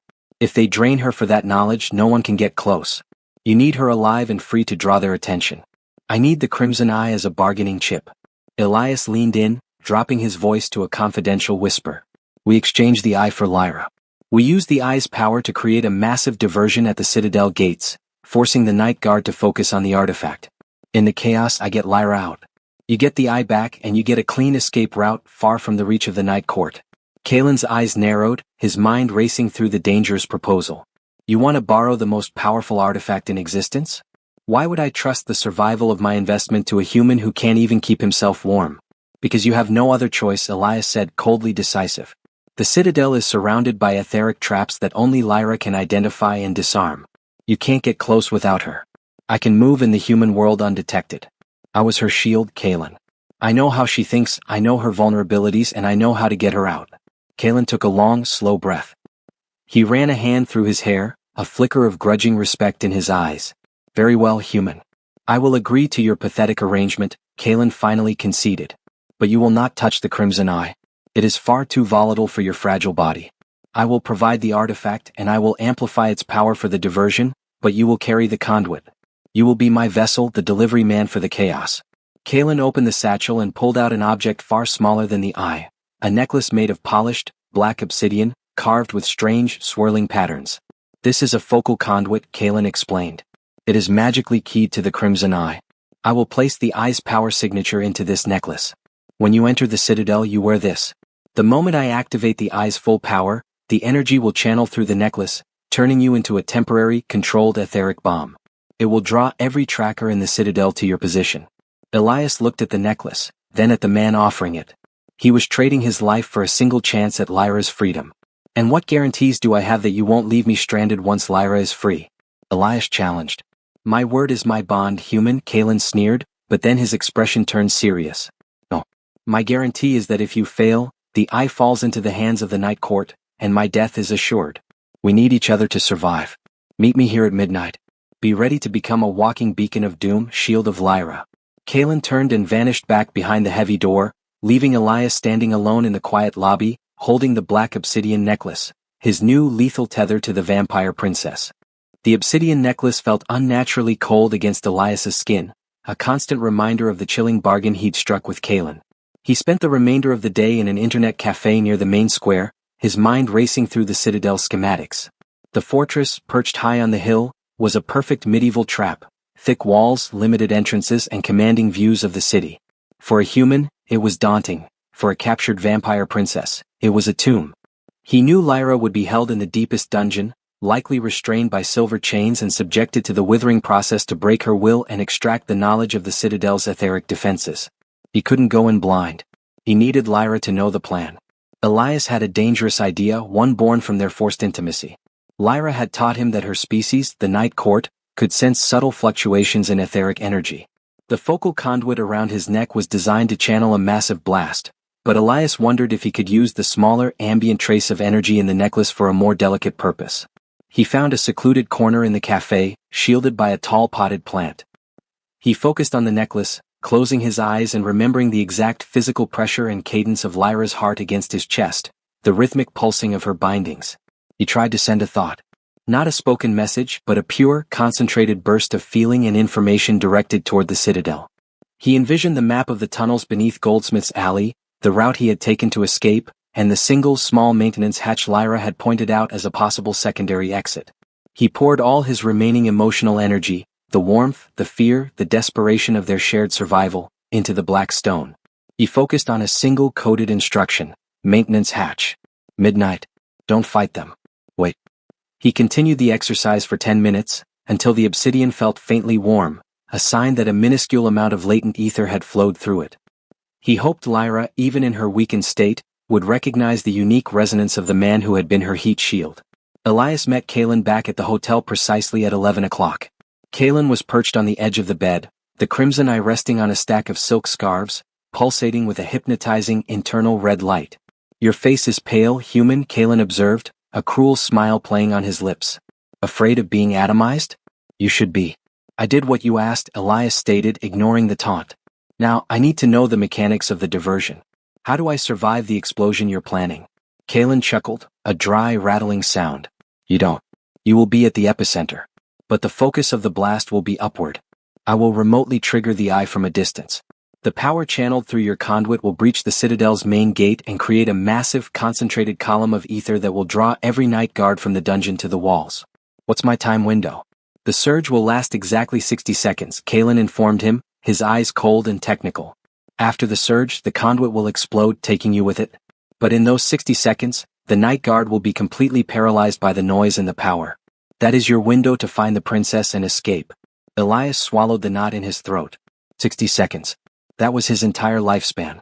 "Activate the conduit," Elias ordered. "I need to know I can walk through the Citadel without incinerating myself before the main blast." Kalen raised an eyebrow, impressed by the human's courage. He took a heavy ornate silver ring from his finger. "This is the attunement key," he explained. "It allows me to remotely push a minimal non-lethal pulse through the necklace." Kalen pressed the ring, and Elias felt a sudden electrical shiver run through the obsidian. The necklace didn't glow, but Elias felt his entire body suddenly radiate heat, not the comforting warmth of Lyra but a sharp, unnatural fever. "This is the tracking pulse," Kalen said. "Every tracker will feel this. You are a walking low-grade beacon. They will know you are a threat but not the scale of the threat." "Good," Elias said, adjusting his hood. "Now let's go free a vampire princess." Kalen packed the crimson eye carefully and led Elias out of the hotel.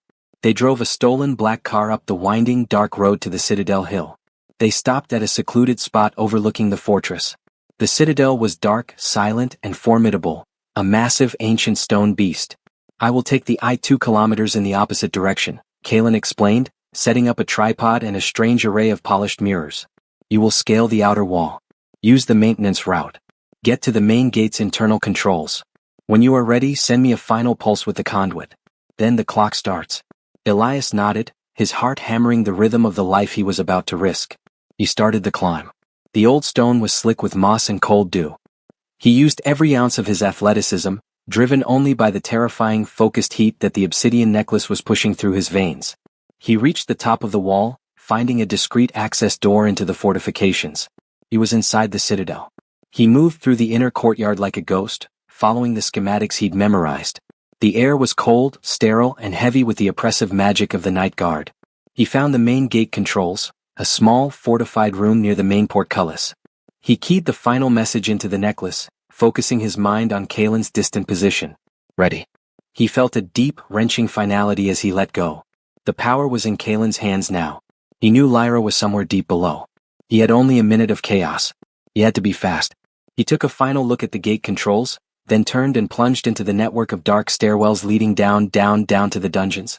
Suddenly, a massive, deafening boom tore through the silence of the citadel. The ground beneath Elias's feet shook violently, the ancient stone walls groaning in protest. The air ignited in a brilliant, terrifying pillar of crimson light that rose high above the fortress. Kalen had triggered the crimson eye. Elias's body surged with an unbearable, electric heat. The conduit was channeling the eye's catastrophic power through him. He was a walking sun, a targeted beacon of etheric fury. He heard the cries of the night guard, the thunder of armored feet, all rushing frantically toward the main gate. The plan was working. He had 60 seconds. He crashed through the dungeon door, the heat radiating from him so intensely that the air around him crackled. He saw a line of cells, and in the last one, restrained by heavy silver chains, was Lyra. She was pale, weak, and cold, but her silver eyes were open, fixed on him. She saw the fiery obsidian around his neck, the source of the inferno. She saw the deadly purpose in his eyes. And she nodded, acknowledging the message he had sent. Maintenance hatch. Wait. Elias ran to her cell, the ticking clock of the conduit's imminent explosion deafening everything. The dungeons reeked of stale stone, despair, and now the metallic tang of superheated air. Elias stood before Lyra's cell, the focal conduit around his neck thrumming like a captive sun. The crimson light from the main gate explosion was still faintly visible through the tiny dungeon window, illuminating the scene in shades of red and black. Elias, Lyra rasped, her voice thin, her silver eyes dark with pain. She was bound to the wall by heavy ornate silver chains, a metal poisonous to her species, that were drawing the last of her ether. Her once luminous skin was pallid, and the silver bindings on her arms were completely black and inert. "I got your message," she affirmed, a ghost of her former regal self. "The maintenance hatch. But the door to this cell is reinforced steel and the lock is blood-keyed. You don't have time." Elias knew the seconds were slipping away. He could feel the conduit overheating, the obsidian burning his neck. He had less than 30 seconds before Kalen's remote trigger caused the necklace to detonate. "I don't need the lock, Lyra. I need the chains," Elias said, his mind moving with frantic precision. He grabbed the nearest chair, a heavy iron stool used by the guards, and hurled it with all his strength against the thickest link of the silver chain binding her left wrist. The stool bent, but the chain held, vibrating with the impact. "Silver is stronger than steel to us," Lyra managed, watching him with unnerving calm. "They are enchanted. You cannot break them with brute force, human." "But magic can," Elias countered, seizing the advantage of his new temporary power. He stepped closer to the bars, the heat radiating from him intense enough to make the metal sizzle. He pressed his palms directly against the thick, ornate silver lock on the cell door. The conduit responded instantly. The concentrated etheric energy, meant for destruction, flowed through the silver. The silver, being magically hostile to Night Court ether, reacted violently. The lock didn't melt, but it shattered, a brilliant flash of molten, poisonous metal exploding outward. The force threw Elias back against the wall. He hit the stone with a sickening thump, the impact jarring the breath from his lungs. But the cell door, its lock destroyed, swung open. Elias stumbled inside, grabbing Lyra's frozen, exposed body. She was icy to the touch, the withering far advanced. He pulled her free from the wall, forcing her to lean heavily against his side. "The chains on your wrists," Elias grunted, pulling out a small steel knife he'd bought in the market. "They're just thick silver. I can use the conduit again, but it'll take too much time and I'll attract the Bone Seeker." "No time," Lyra breathed, her head resting against his shoulder, her body greedily absorbing the conduit's heat, the terrifying life-giving heat. "Listen, Elias. The maintenance hatch is blocked by a stone golem, a permanent guardian. We must pass through the main armory. It's the only way." "Armory? That's where they'll come back to." "It's also where they keep the shadow weave blades," Lyra hissed, pushing his body heat into her core. "Their steel is key to my magic. Use the conduit on one of those blades. It will overload its etheric capacity and create a temporary portal to the hidden tunnels. It's a trick only the Royal Guard knows." Elias looked at her, her face drawn, her strength gone, yet her mind sharp and tactical. She was directing their escape even while barely alive. He looked down at his neck. The obsidian was now smoking, visibly cracking under the strain. "Less than 10 seconds. Armory," Elias confirmed. He practically dragged the princess, supporting her weight with one arm, his free hand constantly on the conduit, keeping the energy stable. They stumbled down the dark corridor. Just as they reached the massive oak door of the armory, a figure rounded the corner at lightning speed. It was the Bone Seeker. He was back, having realized the explosion was a diversion, not an attack. He saw Elias, the human who smelled of the princess and was now glowing with the power of the eye, and he saw Lyra, weak and exposed. "You will not escape, human." The Bone Seeker roared, raising his skull staff, which cracked with dark, lethal energy. "Lyra, the armory door." Elias yelled, kicking the heavy door open and shoving Lyra inside. Elias was left alone in the corridor, directly facing the enraged tracker. He didn't have time to fight. He pressed his hands against the wall, channeling the last concentrated heat of the conduit. The obsidian around his neck shattered with a violent crack, sending 1,000 degrees of lethal heat into the stone. The conduit was spent. But the focused blast created a blinding, localized shield of thermal energy that staggered the Bone Seeker, buying Elias a single crucial second. He sprinted into the armory, slamming the heavy door shut behind him. He was alive, but the conduit was destroyed, the 60-second window had closed, and he was back to being a freezing human, trapped with a dying vampire princess, now facing an impossible escape. The instant Elias slammed the heavy oak door of the armory shut, the Bone Seeker hit the outside with a tremendous, armored shoulder. The ancient wood groaned, but held. Elias dragged Lyra further into the room. The armory was a chaotic repository of weapons, gleaming racks of swords, crossbows, and stacked shields. The air was cold, laced with the metallic tang of iron and the residual, oppressive ether of the Night Court. Lyra, leaning heavily against him, was shivering violently. Without the conduit, His own body heat was a feeble defense against the rapid advance of the withering. The blades, Elias. Lyra choked out, pointing with a shaky hand toward a locked glass case in the center of the room. The shadow-weave blades. The long ones with the spiral hilts. Elias looked at the case. It was secured by a heavy, traditional steel padlock. He had no magical explosive now, only his freezing hands and a steel knife. The lock is steel, not silver, Elias panted, grabbing a heavy ceremonial mace from the wall. But it's too thick. Not the lock. Lyra whispered urgently, her eyes closed, conserving every flicker of energy. The glass. It is normal, fragile glass. The night guard relies on the magical traps, not the mundane locks. The bone seeker roared outside, followed by a sickening crack as his skull staff slammed against the door, weakening the frame. Elias had seconds. He swung the mace with desperate force against the glass case. The glass shattered instantly, exploding inward. Elias lunged, grabbing two of the shadow-weave blades, long curved sabers with hilts carved into swirling patterns. What now, Lyra? Elias demanded, holding her up with one shoulder. The door began to splinter under the relentless assault outside. The blades are attuned to the deepest pathways of the Citadel's etheric flow, Lyra explained, barely able to speak. They must be crossed, tip to hilt, to create a localized flux. The power surge from Kalen's initial blast is still vibrating in the stone. That resonance will power the portal. Elias quickly placed the two blades hilt to tip on the cold stone floor, forming a perfect X. As soon as the metals touched, the blades began to vibrate with a low, intense hum. The point where they crossed started to shimmer, turning the cold stone a deep, shimmering blue, a gateway. Get ready to jump, Elias urged, pulling Lyra toward the shimmering spot. The armory door burst inward with a tremendous crash. Splinters flew everywhere. Standing in the broken frame, illuminated by the fading crimson light, was the Bone Seeker. His armor was scuffed from the explosion, and his eyes were burning with cold, pure hatred. He spotted Lyra and Elias by the portal and let out a triumphant roar. You will not flee, princess. You will die on the stone.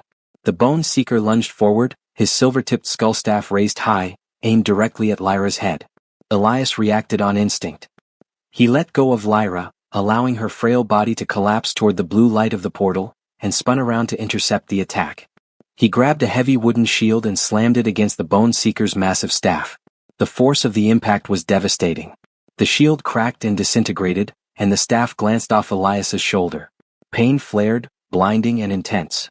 He was thrown backward, skidding across the stone floor, his arm already numb. But he had bought them the necessary seconds. Elias, get in. Lyra screamed, already half submerged in the shimmering blue light of the nascent portal. Elias scrambled back to his feet. The Bone Seeker was recovering, taking slow, deliberate steps toward the portal, savoring the kill. You are just a human shield. The Bone Seeker sneered, his voice chilling.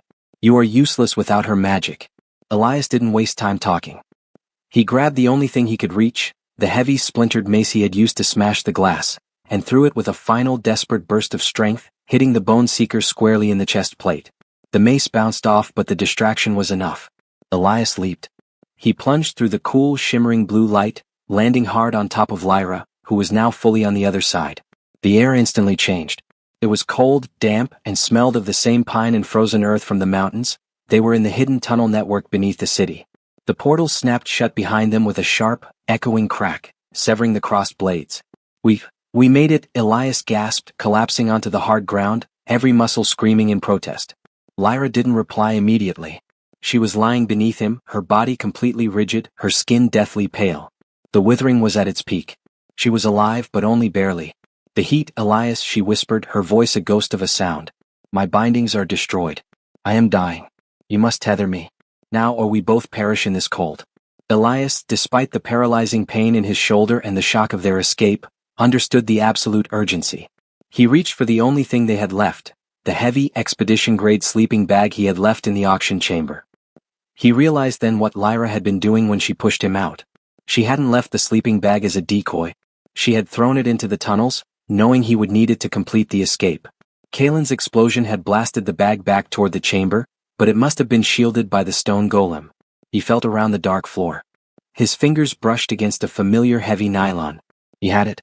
Elias ripped open the bag and, with a last surge of desperate strength, hauled Lyra's frozen body fully inside, following immediately. He wrapped his arms and legs around her, pressing his entire core to her, sealing them both inside the thick material. It wasn't affection. It was a brutal, primal act of survival.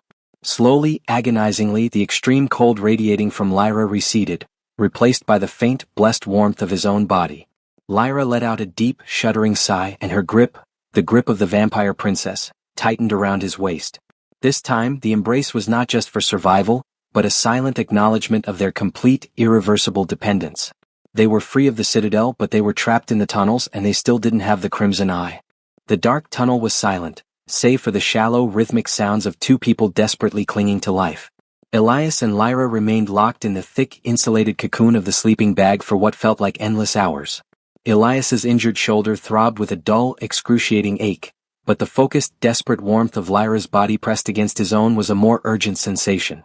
He felt the terrifying cold of the withering slowly receding, replaced by a slow, agonizing return to her normal, supernatural warmth. Lyra was healing, but the process was draining him completely.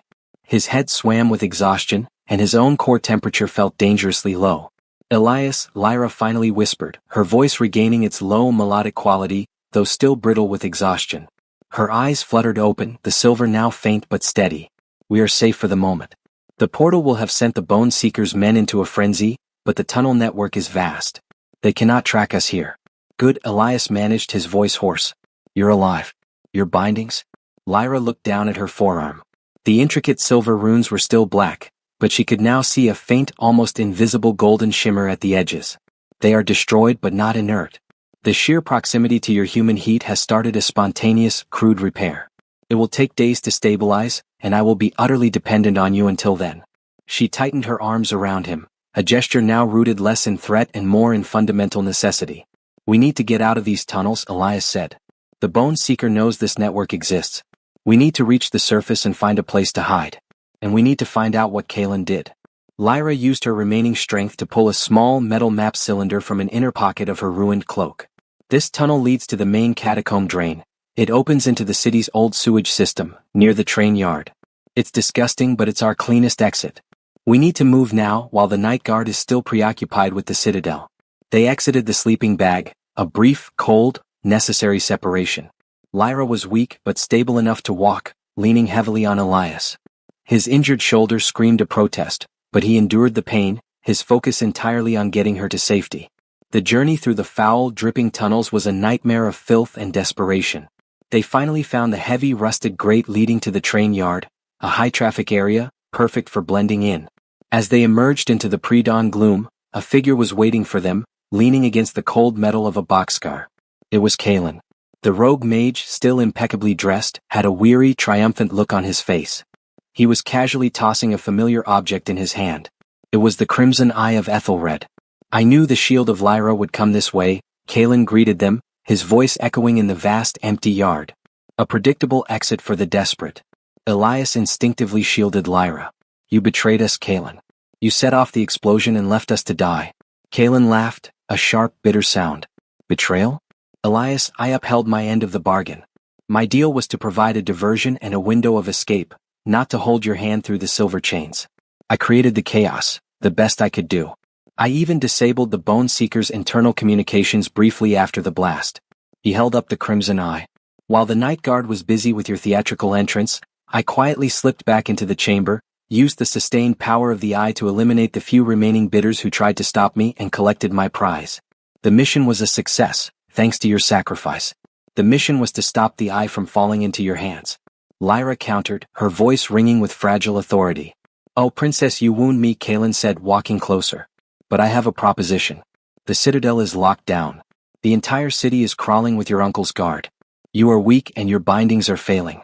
You need a safe, magically shielded extraction point. He stopped a few feet away, holding the massive, throbbing ruby between two fingers. I need to sell this artifact and the human world is too hot. I have a buyer waiting in Vienna, a powerful neutral party, the Archduchess of the Eastern Fae. She will pay a high price and her territory is safe from the Night Court. Kaelin's expression became utterly serious. I will grant you passage to Vienna and access to the Archduchess. You will argue your case to her, explain why she should not buy the eye from me, but instead return it to the Night Court. If you convince her, you get your eye back and your kingdom is saved. If you fail, I get my wealth and your uncle loses his prize. You want me to risk my life on a diplomatic mission in an enemy's court? Lyra challenged. No, Princess. I want you to give me a guarantee, Kalen smirked. You need to convince the Archduchess that the eye is too dangerous to buy. And you need the human. The moment he is separated from you, you are a dead woman walking.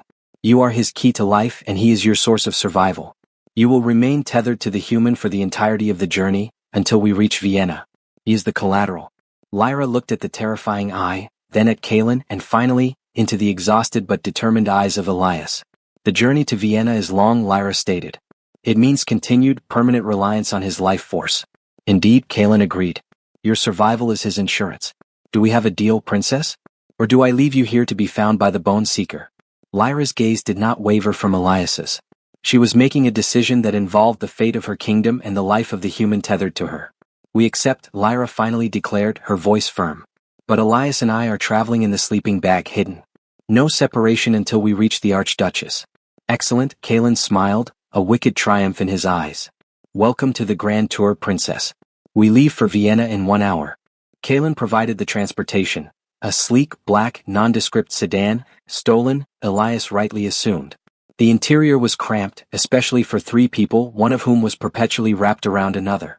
Lyra and Elias were forced into the back seat. Lyra insisted on their survival tether.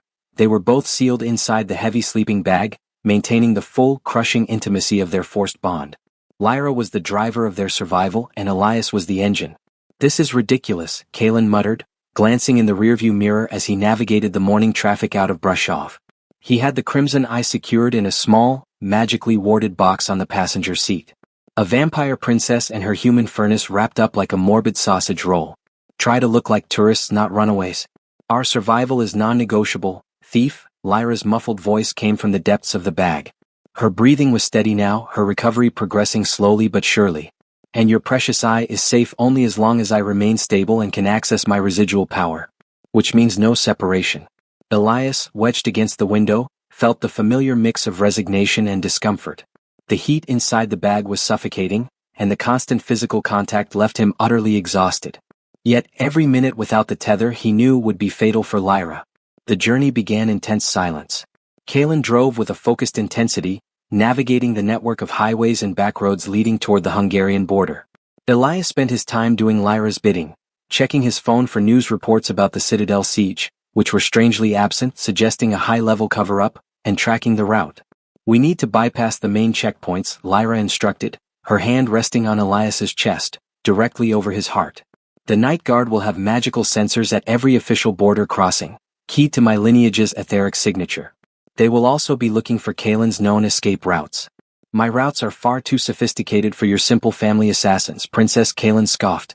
Your arrogance is a liability, Lyra shot back. The Bone Seeker is not simple.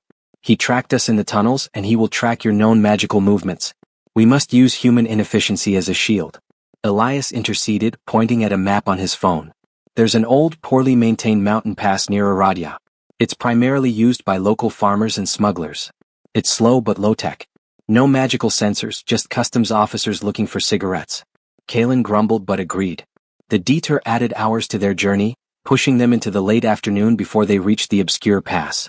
As they drove through the dense, forested mountains, the tension in the car ratcheted up. Lyra tensed beneath the nylon shell of the sleeping bag. Stop the car, Kalen, she commanded sharply. What? I feel it, Lyra hissed. The scent of shadow dust. A magical tracking element. It's faint but distinct. We've been followed, thief. Kalen swore violently and slammed on the brakes, pulling the car abruptly off the road into the shelter of thick pine trees. He grabbed the Crimson Eye box and flung open the driver's door. The Bone Seeker's pet assassins are here, Kalen realized, his voice edged with panic. They tracked my residual magic just as you warned. We have to run. No. They will catch us if we run, Lyra instructed, her voice regaining a steeliness that belied her weak state. They are not here for the eye, Kalen. They are here for me. If they take me, they win the war against my mother. We must turn the tables. Elias, get out of the sleeping bag. Elias obeyed, peeling himself away from Lyra's desperate warmth. He felt the cold immediately, but Lyra's recovery had gifted him enough residual heat to function for a few minutes. Lyra, weakened but stable, remained in the back seat, using the car as cover. Take this, Elias, Lyra said, pressing something cool and hard into his hand. It was a single, perfect silver scale from her folded wing. It is infused with a minuscule amount of my blood ether. It will act as a concentrated lure. They will lock onto this, believing it is a piece of the destroyed bindings. What's the plan? Elias asked, clutching the silver scale. Kalen, Lyra called out. You are a mage. Create a simple illusion, a shimmering thermal outline of a lone woman running away from the car, carrying the eye. The shadow dust trackers are precise, but they are also single-minded. They will chase the illusion. Kalen, seeing the logic in the princess's desperate plan, began to chant under his breath, drawing a swirling vortex of shimmering heat and light just a few meters from the car. The illusion was flawless, a perfect thermal copy of Lyra running into the depths of the forest, the red pulse of the crimson eye visible in its illusory hand. Elias, Lyra commanded, her silver eyes fixed on him. You are the anchor. Run in the opposite direction toward the cliff edge. Throw the scale off the edge toward the valley and then run back to me. The combined lure of the illusion and the scale will scatter the trackers. We get back on the road and drive until we hit Vienna. Elias knew the risk. He was exposing himself, drawing the attention of the assassins. But he was Lyra's only functional soldier. He nodded, the adrenaline replacing the exhaustion. He bolted away from the car, running towards the sheer drop of the cliff edge, the tiny silver scale burning in his hand. The instant he reached the cliff, he heard the first sound of pursuit, a silent, deadly swoosh as a figure descended from the high trees, followed by another. Two of the night guard, masked and silent, had locked onto the heat signature of the scale. They ignored the shimmering illusion and bore down on Elias. Elias hurled the silver scale into the dizzying void of the valley. It caught the wind, flashing a signal like a tiny star, and was instantly lost to the depths. Now he was the target. The two trackers, realizing the scale was merely a lure, pivoted instantly, their silver blades drawn, closing the distance to the human shield. Kalen. Now. Lyra screamed from the car. Kalen, finished with his illusion, snapped his fingers. The illusory Lyra vanished. The two trackers, momentarily confused and surrounded by conflicting thermal and magical lures, hesitated. Elias used the moment. He turned and sprinted back towards the safety of the car, the blades of the night guard assassins mere inches from his back. Elias scrambled back into the car, his heart pounding a frantic rhythm against the nylon shell of the sleeping bag, where Lyra was waiting. He fell against her, his exhausted body instantly seeking the familiar, stabilizing warmth. Kalen didn't wait. He slammed the car into drive and accelerated violently, spinning gravel as he shot back onto the mountain road. Did they follow? Kalen barked, glancing nervously in the rearview mirror. Lyra, still muffled by the thick bag, pressed her cool hand against Elias's exposed skin, tracing the faint outline of the wound on his shoulder. No. Your illusion was crude, thief, but effective. The combination of the false thermal signature and the falling ether scale scent will divide their pursuit for hours. We have a clear window, but it is closing fast. Drive without stopping, Kalen.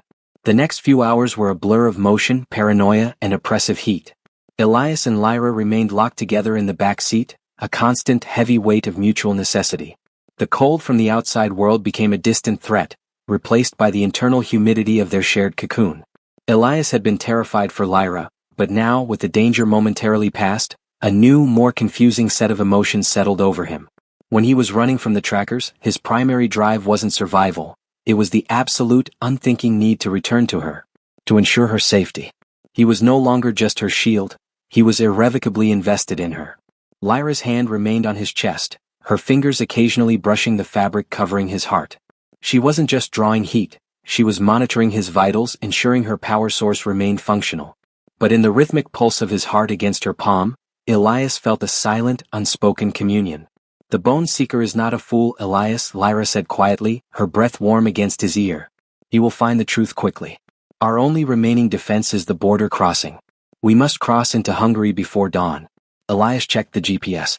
The main road to the border was heavily monitored, likely already flagged with Kalen's and Lyra's magical traces. We need a trick, Elias said, his mind churning, refusing to be passive. We need to look so mundane, so boring that the border guards don't even bother to scan the car. Mundane is your specialty, Kalen scoffed from the front. My magical signature is far too potent to ignore at a border post. Then we separate your signature from the car, Lyra instructed, her eyes opening slightly, a brilliant, terrifying silver in the darkness. Elias, what is the most common way for a human to cross that border without a car, and without attracting magical attention? The train, Elias realized. They rarely run magical scans on passenger trains, focusing mostly on cargo. And it's a distraction. They hatched a new, risky plan as the sun began to rise. Kalen would drive the car, drawing the initial attention to the main car crossing checkpoint a few miles south. Meanwhile, Elias and Lyra would be dropped off at a secluded station on the Romanian side and board the first international train, relying on the sheer inefficiency of human bureaucracy and their unnatural disguise. If I leave the car, I have to leave the eye, Kalen stated, his voice laced with suspicion. I am not leaving my prize unguarded. You will carry the eye on the train with us, Lyra decided, her tone final. You are our magical defense, Kalen. The eye will amplify your shielding spells. We are safest together. And this is your guarantee. If you separate from us, the Bone Seeker will find you first.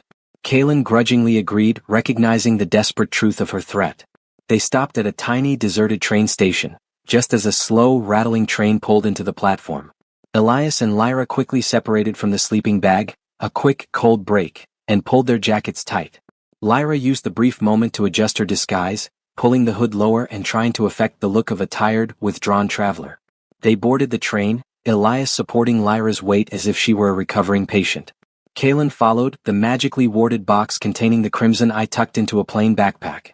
They found a compartment near the end of the train, seating themselves in the far corner. Lyra immediately leaned into Elias, seeking the vital, necessary contact, but maintaining the outward appearance of a couple simply exhausted from travel. As the train rattled toward the border, Elias looked at Lyra. Her face was pale, but the extreme fear of the withering had been replaced by a quiet, consuming focus. She was no longer just the princess, she was a wounded strategist relying completely on him. He gently reached out, not to draw her closer, but to push a stray strand of hair from her cheek. It was an involuntary, tender gesture, a realization that the lines between necessary survival and genuine care had blurred beyond recognition. Lyra's silver eyes widened slightly at the unexpected intimacy.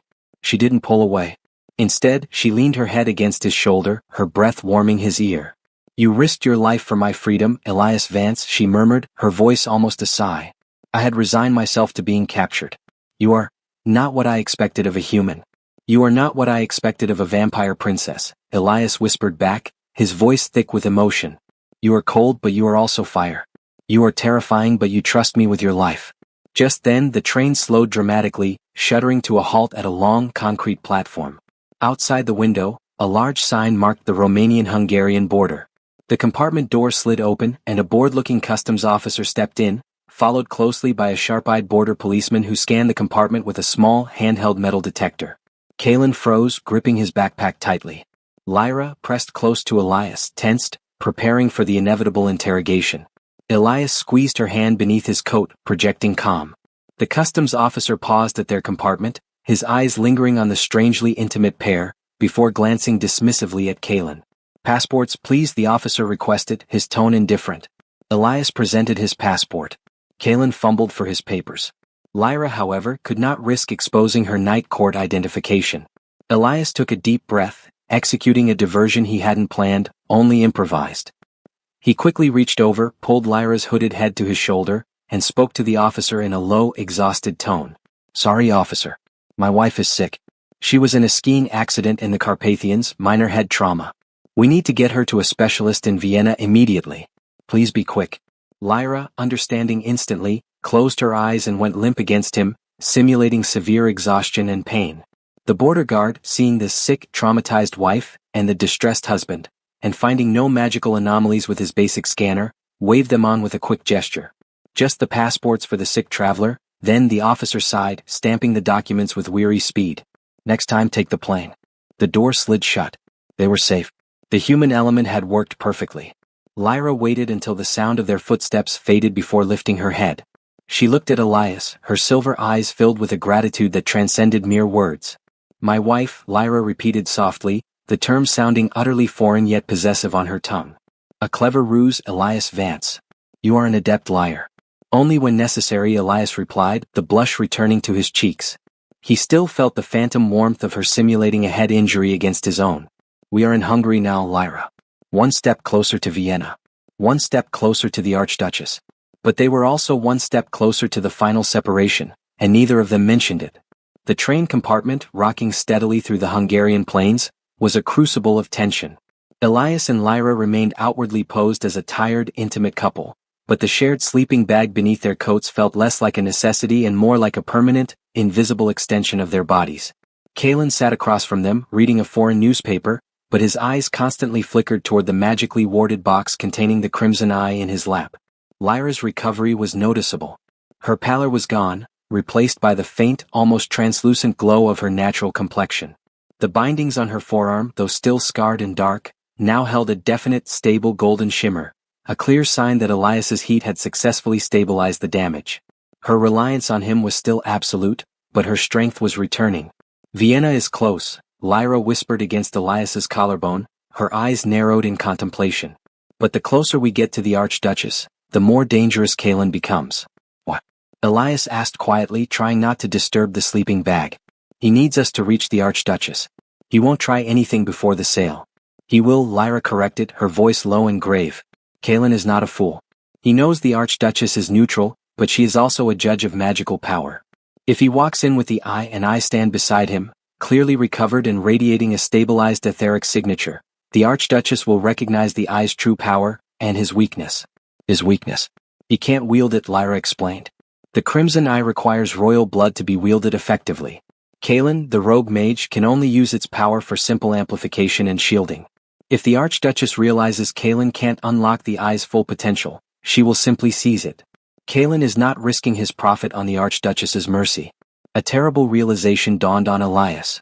He needs to prove the eye is worth buying. He needs a demonstration of its power, and he needs to eliminate the threat of you contradicting him. "Exactly," Lyra confirmed. "And for the Archduchess to accept his claim, I must be silent. Or better yet, dead. He needs to ensure my fate before we set foot in her court." Elias felt a chill despite the stifling heat of the sleeping bag. He was the only thing preventing Kalen from killing Lyra right now. The tether was their only bargaining chip. "I have an idea," Elias said, his mind shifting into defense mode. "You are recovering. Your bindings are stable. We need to find a weakness in Kalen's control of the eye." "He keeps it in that warded box," Lyra sighed, nodding towards Kalen's lap. "He rarely lets it out of his sight. The box is sealed by a complex etheric cipher that only he knows."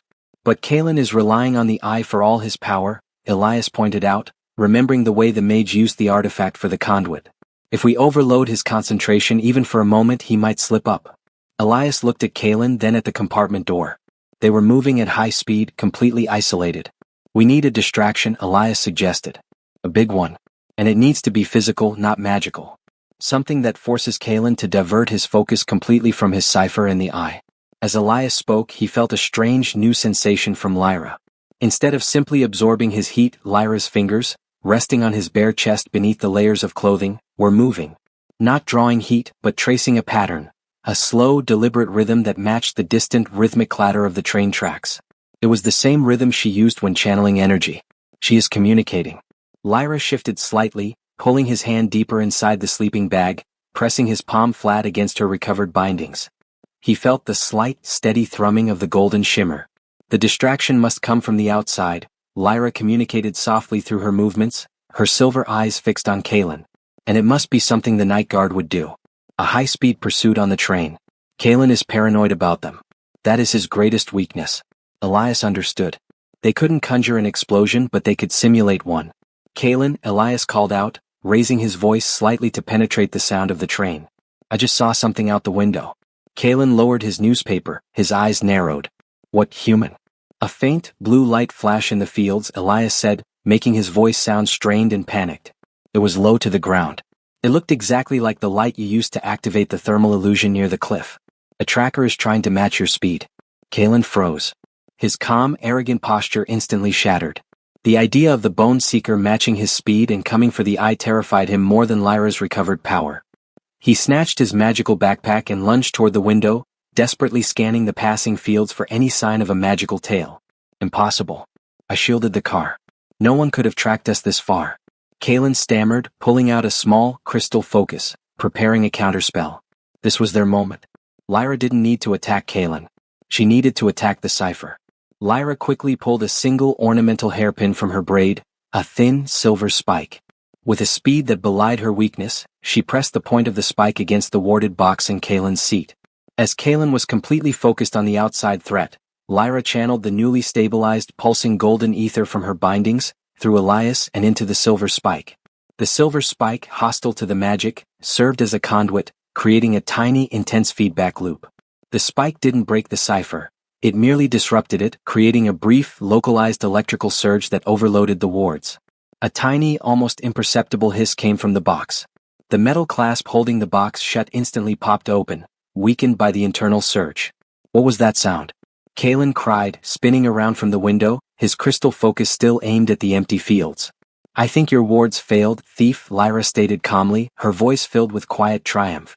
Kalen looked down at the box, now slightly ajar, his face turning ashen. In that single, distracted moment, Lyra had won the first round. The moment we reach Vienna, you are separated from the human, Kalen hissed, his eyes burning with vengeful fury. And you will be delivered to the Archduchess cold and helpless. You will try, thief, Lyra replied, her silver eyes blazing with recovered power. But until then you drive. And Elias and I remain tethered. The train finally hissed to a halt in the grand, echoing station of Vienna. The journey was over, but the danger was only beginning. Kalen, his face set in a mask of calculation, quickly herded Lyra and Elias off the platform and into a waiting black sedan. A new, superior model this time. No more theatrics, Princess, Kalen announced, keeping the crimson eye box firmly secured beneath his coat. The Archduchess of the Eastern Fae is highly selective. We must present ourselves as allies, not escaped criminals. You will be housed in a quiet, magically shielded apartment until the audience tomorrow afternoon. The apartment Kalen drove them to was not a safe house, it was a prison. It was located on the top floor of an old, opulent building overlooking the Danube, luxurious, but entirely sealed. The windows were magically barred, and the entrance was key to Kalen's specific etheric signature. Kalen ushered them inside, forcing them to shed the filthy, conspicuous sleeping bag. Lyra, though recovered, instantly clung to Elias, maintaining the critical physical contact. Kalen watched them with cold satisfaction. You will remain tethered to the human, Princess, Kalen stated, waving his hand to activate a series of low-humming magical barriers around the main door. His warmth is the only thing keeping you from collapsing, and he is my insurance. You won't try any teleportation tricks. My wards will crush your ether before you can even summon it. I return tomorrow morning. Be ready to face the Archduchess. With that, Kalen slipped out, sealing the door behind him. The lock clicked with a chilling finality, and a dense, oppressive barrier settled over the entrance. Lyra immediately pulled Elias into the most discreet corner of the lavish apartment. She was breathing heavily, not from exertion, but from the realization of their absolute helplessness. He lied, Lyra hissed, her silver eyes blazing with cold fire. He never intended for me to speak to the Archduchess. He will use my dependency as proof of my weakness, arguing that the night court is finished and that the eye is free for sale. We have to get out of here, Elias whispered, running his hands over the smooth, cold stone of the wall, searching for a seam or a weakness. But the windows are barred and Kalen's magic is too strong for us to break the door. We don't need to break the door, Elias. We need to signal, Lyra replied, her strategic mind working at furious speed. Vienna is a key neutral zone. My mother, the Queen, placed a small network of loyalists here, emissaries, spies, and hidden acolytes, decades ago. They are dormant, living normal lives, but they are sworn to aid the royal line. Lyra's hand went to the back of her neck, tracing a single, fine scar hidden beneath her hairline. The network is keyed to an archaic form of etheric pulse, a silent hum. I cannot risk sending a full signal. Kalen's wards would intercept it. I must send a residual signal, a faint memory of my lineage's power. How do you send a residual signal without your bindings? Elias asked, knowing her recovery was still too fragile for a full power spell. Lyra looked at Elias, her gaze penetrating. She took his hand and placed it on her inner forearm, where the blackened, damaged runes of the bindings lay. You are my bindings now, Elias, she stated, her voice utterly serious. I need you to channel the energy for me. I will draw the ambient ether from this building into my body, and you will filter and focus it. You will become the tuning fork for my signal. The process was excruciatingly intimate. Lyra pressed her entire body against Elias, demanding perfect, static contact. She closed her eyes and Elias felt a cold, invasive energy seeping into their shared space, the ambient ether of the sealed apartment. As the ether flowed into Lyra, it became warm and sharp. Focus, Elias, Lyra commanded. Think only of the rhythm of the train. The rhythmic pulse we used to communicate. Project that simple, steady cadence into my arm. Elias focused, pouring his will into the strange, humming energy flowing through Lyra. He didn't understand the magic, but he understood the rhythm of their survival. He concentrated on the pulse, thump thump thump rest, the signature Lyra had taught him during their journey. Suddenly, the residual ether in Lyra's forearm, where his hand was pressed, flared. It wasn't the powerful crimson or the stabilizing gold, it was a faint, shimmering violet, a color Elias had never seen before. The pulse radiated outward, an invisible rhythmic hum that slipped past Kalen's coarse magical wards. Lyra gasped, pulling away, utterly drained. The violet light was gone, but the signal was sent. "It is done," she whispered, her eyes shining with exhaustion. "The signal is in the network. If a loyalist is close enough, they will recognize the royal cadence. We wait now." They waited in suffocating silence for what seemed like hours. Just as the sun began to dip below the Viennese skyline, casting the luxurious prison in golden hues, a faint, metallic scratch came from the service vent near the ceiling. A piece of paper, folded into a precise, geometric shape, fluttered down onto the Persian rug. Lyra snatched it up, her hands trembling. She unfolded the paper. It was a note, written in archaic script and bearing a faint, familiar night court seal. The note was brief and direct. The signal was received, heir. The Bone Seeker has arrived in the city, tracing the magical residue of the Citadel blast. Do not attempt to leave the building. We will breach the wards and extract you tonight. Prepare to move fast. The Archduchess's court is the only safe haven. Trust the tether. Lyra looked at Elias, her silver eyes dark with a terrifying mix of relief and renewed dread. "The Bone Seeker is here," Lyra stated, her voice tight. "Kalen's prison has become our last line of defense. And my loyalists are coming. We have only hours to prepare for a fight that will determine the fate of my kingdom." The Viennese apartment, once a luxurious prison, became a fortress on the eve of the final showdown. Lyra, her eyes reflecting the tension of the city lights, held Elias close.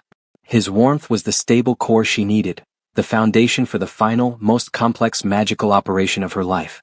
"They will attack at midnight," Lyra murmured, the scent of the night air sharpening her senses. "The night guard is precise.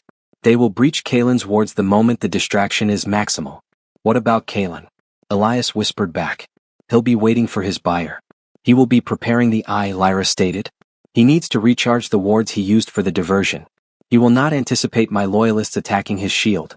He will be caught completely off guard." At exactly 11:58 p.m., a low, persistent thrum began to vibrate through the walls of the apartment.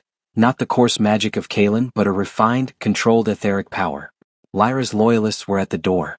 Elias braced himself. Lyra tensed, channeling her now stable golden ether through Elias's body and out into the apartment's architecture, a silent beacon guiding her allies. At 11:59 p.m., Kalen's wards shrieked, a sudden violent sound like tearing metal, and collapsed inward.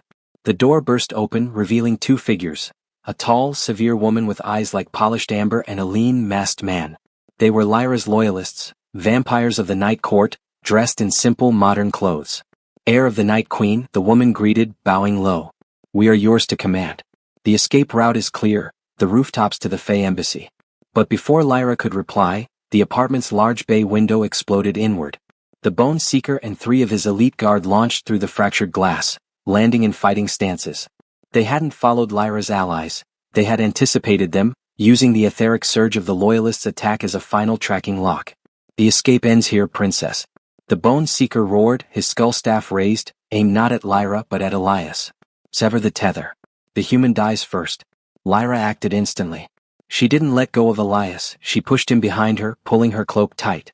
"Loyalists, engage the guard. Protect the human." The Loyalists, though outmatched, lunged forward. The apartment descended into immediate chaos, the clang of silver-tipped swords against the Loyalists' etheric shields, and the shattering of furniture. Elias was pulled into the action. The Bone Seeker, bypassing the Loyalists, focused solely on the heat source, Elias. "Kalen is still in the building," Lyra yelled to Elias over the melee. "He is our only leverage. We need the Crimson Eye." Lyra was weak but no longer helpless. She moved with surprising speed, still clinging to Elias's side. She grabbed a splintered piece of oak from a shattered table and pressed her golden shimmering forearm against it, channeling the energy. The wood didn't catch fire, it shattered into a dozen razor-sharp darts of ether-infused wood, a temporary weapon. She hurled the darts at the Bone Seeker's faceplate, forcing him to block the attack with his staff. "Go, Elias. Kalen is in the penthouse study. I will hold them," Lyra commanded, shoving Elias toward the back corridor. Elias didn't hesitate. He ran, the memory of their ultimate trust fueling his speed. He crashed into the study, finding Kalen huddled over a workbench, furiously working with the Crimson Eye. "You failed, thief," Elias yelled. "The Bone Seeker is here. Your protection failed." Kalen looked up, his face a mixture of fury and shock. "My wards held. This is the princess's doing. Get away from the eye." Kalen lunged, but Elias was faster.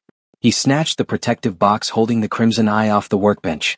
Kalen screamed in magical fury, hurling a binding spell that hit Elias's shoulder. It didn't physically harm him, but it felt like a concentrated blast of ice, a painful reminder of his lack of defense. Elias, ignoring the burning cold, turned and ran back to the main room. The fight was going badly. One loyalist was down, and the Bone Seeker had pinned the other, his staff raised for the killing blow. Bone Seeker, stop. Elias roared, bursting into the room. He held the box high, its thrumming crimson power visible through the cracked wood. I have the eye. Call off your men or I drop it. The Bone Seeker froze. The threat was absolute. If the eye was damaged, the power could detonate, destroying the entire building and everyone in it. Put it down, human. The Bone Seeker hissed, his focus shifting entirely to the artifact. No, Lyra cut in, stepping forward, leaning heavily on Elias for support. Her voice was strong, commanding. The time for war is over. The Archduchess of the Eastern Fae has been waiting for us. Bone Seeker, your orders are to retrieve the eye for the Queen, not destroy it. You know the consequence of failure. Kalen, open the way to the Fae embassy. Kalen, seeing the Bone Seeker distracted and the eye held hostage, realized he had lost all leverage. His only chance for a sale was to cooperate. The Fae embassy is 2 blocks away, Kalen conceded, his voice defeated. Their territory is magically sovereign. No night guard can follow. But you must hurry. Kalen raised his hands and fired a precisely targeted spell, blasting a clear hole in the shattered window frame. Lyra, go. Elias urged. We go together, Lyra stated, pulling Elias tight against her side. The Bone Seeker cannot risk following us onto Fae ground, but he will not let us escape. We need a final act of tethering. Lyra reached into the box, her fingers brushing the pulsing ruby. She didn't grab the eye, she grabbed a single energized shard that had broken off the protective casing. She slammed the shard into the Bone Seeker's chest plate, where his ether was most concentrated. The Bone Seeker cried out as the shard discharged its contained energy, creating a blinding, chaotic etheric pulse that completely disrupted his tracking sense. Lyra grabbed Elias, and they launched themselves through the window and onto the adjacent rooftop, leaving Kalen and the paralyzed guard behind. They ran across the rooftops, Elias supporting Lyra's weight, until they reached the low wrought iron fence of the Fae embassy. They were safe. The gate was opened by 2 tall, pale Fae guards. Lyra, leaning on Elias, walked with the posture of a monarch, straight into the ornate Fae court. The Archduchess, a stunningly beautiful Fae woman with wings like spun moonlight, sat on a throne carved from white jade. Kalen had arrived moments earlier, panting and disheveled, setting the crimson eye on a pedestal. Princess Lyra, the Archduchess greeted, her voice soft but powerful. And your human consort. Kalen tells me you are here to dispute his claim to this artifact. Lyra stepped forward, drawing strength from Elias, who was a solid pillar of heat and support at her side. She spoke not as a captive but as a queen. Your Grace, Lyra began. Kalen sells you the eye, claiming the Night Court is defeated. But look at me. My bindings are broken, yet I stand alive and strong. My loyalists fought for me. And look at the man at my side. He is human, yet he survived the withering and wielded the eye's power indirectly to save me. Lyra gently laid her hand on Elias's chest. I stand here not through my own magic but through trust and mutual dependence. The Night Court is not defeated, Your Grace. It has simply learned a new strength, collaboration. The eye is not merely a weapon of conquest, it is the cornerstone of a society that is learning to survive through bonds, not just blood. She met the Archduchess's gaze.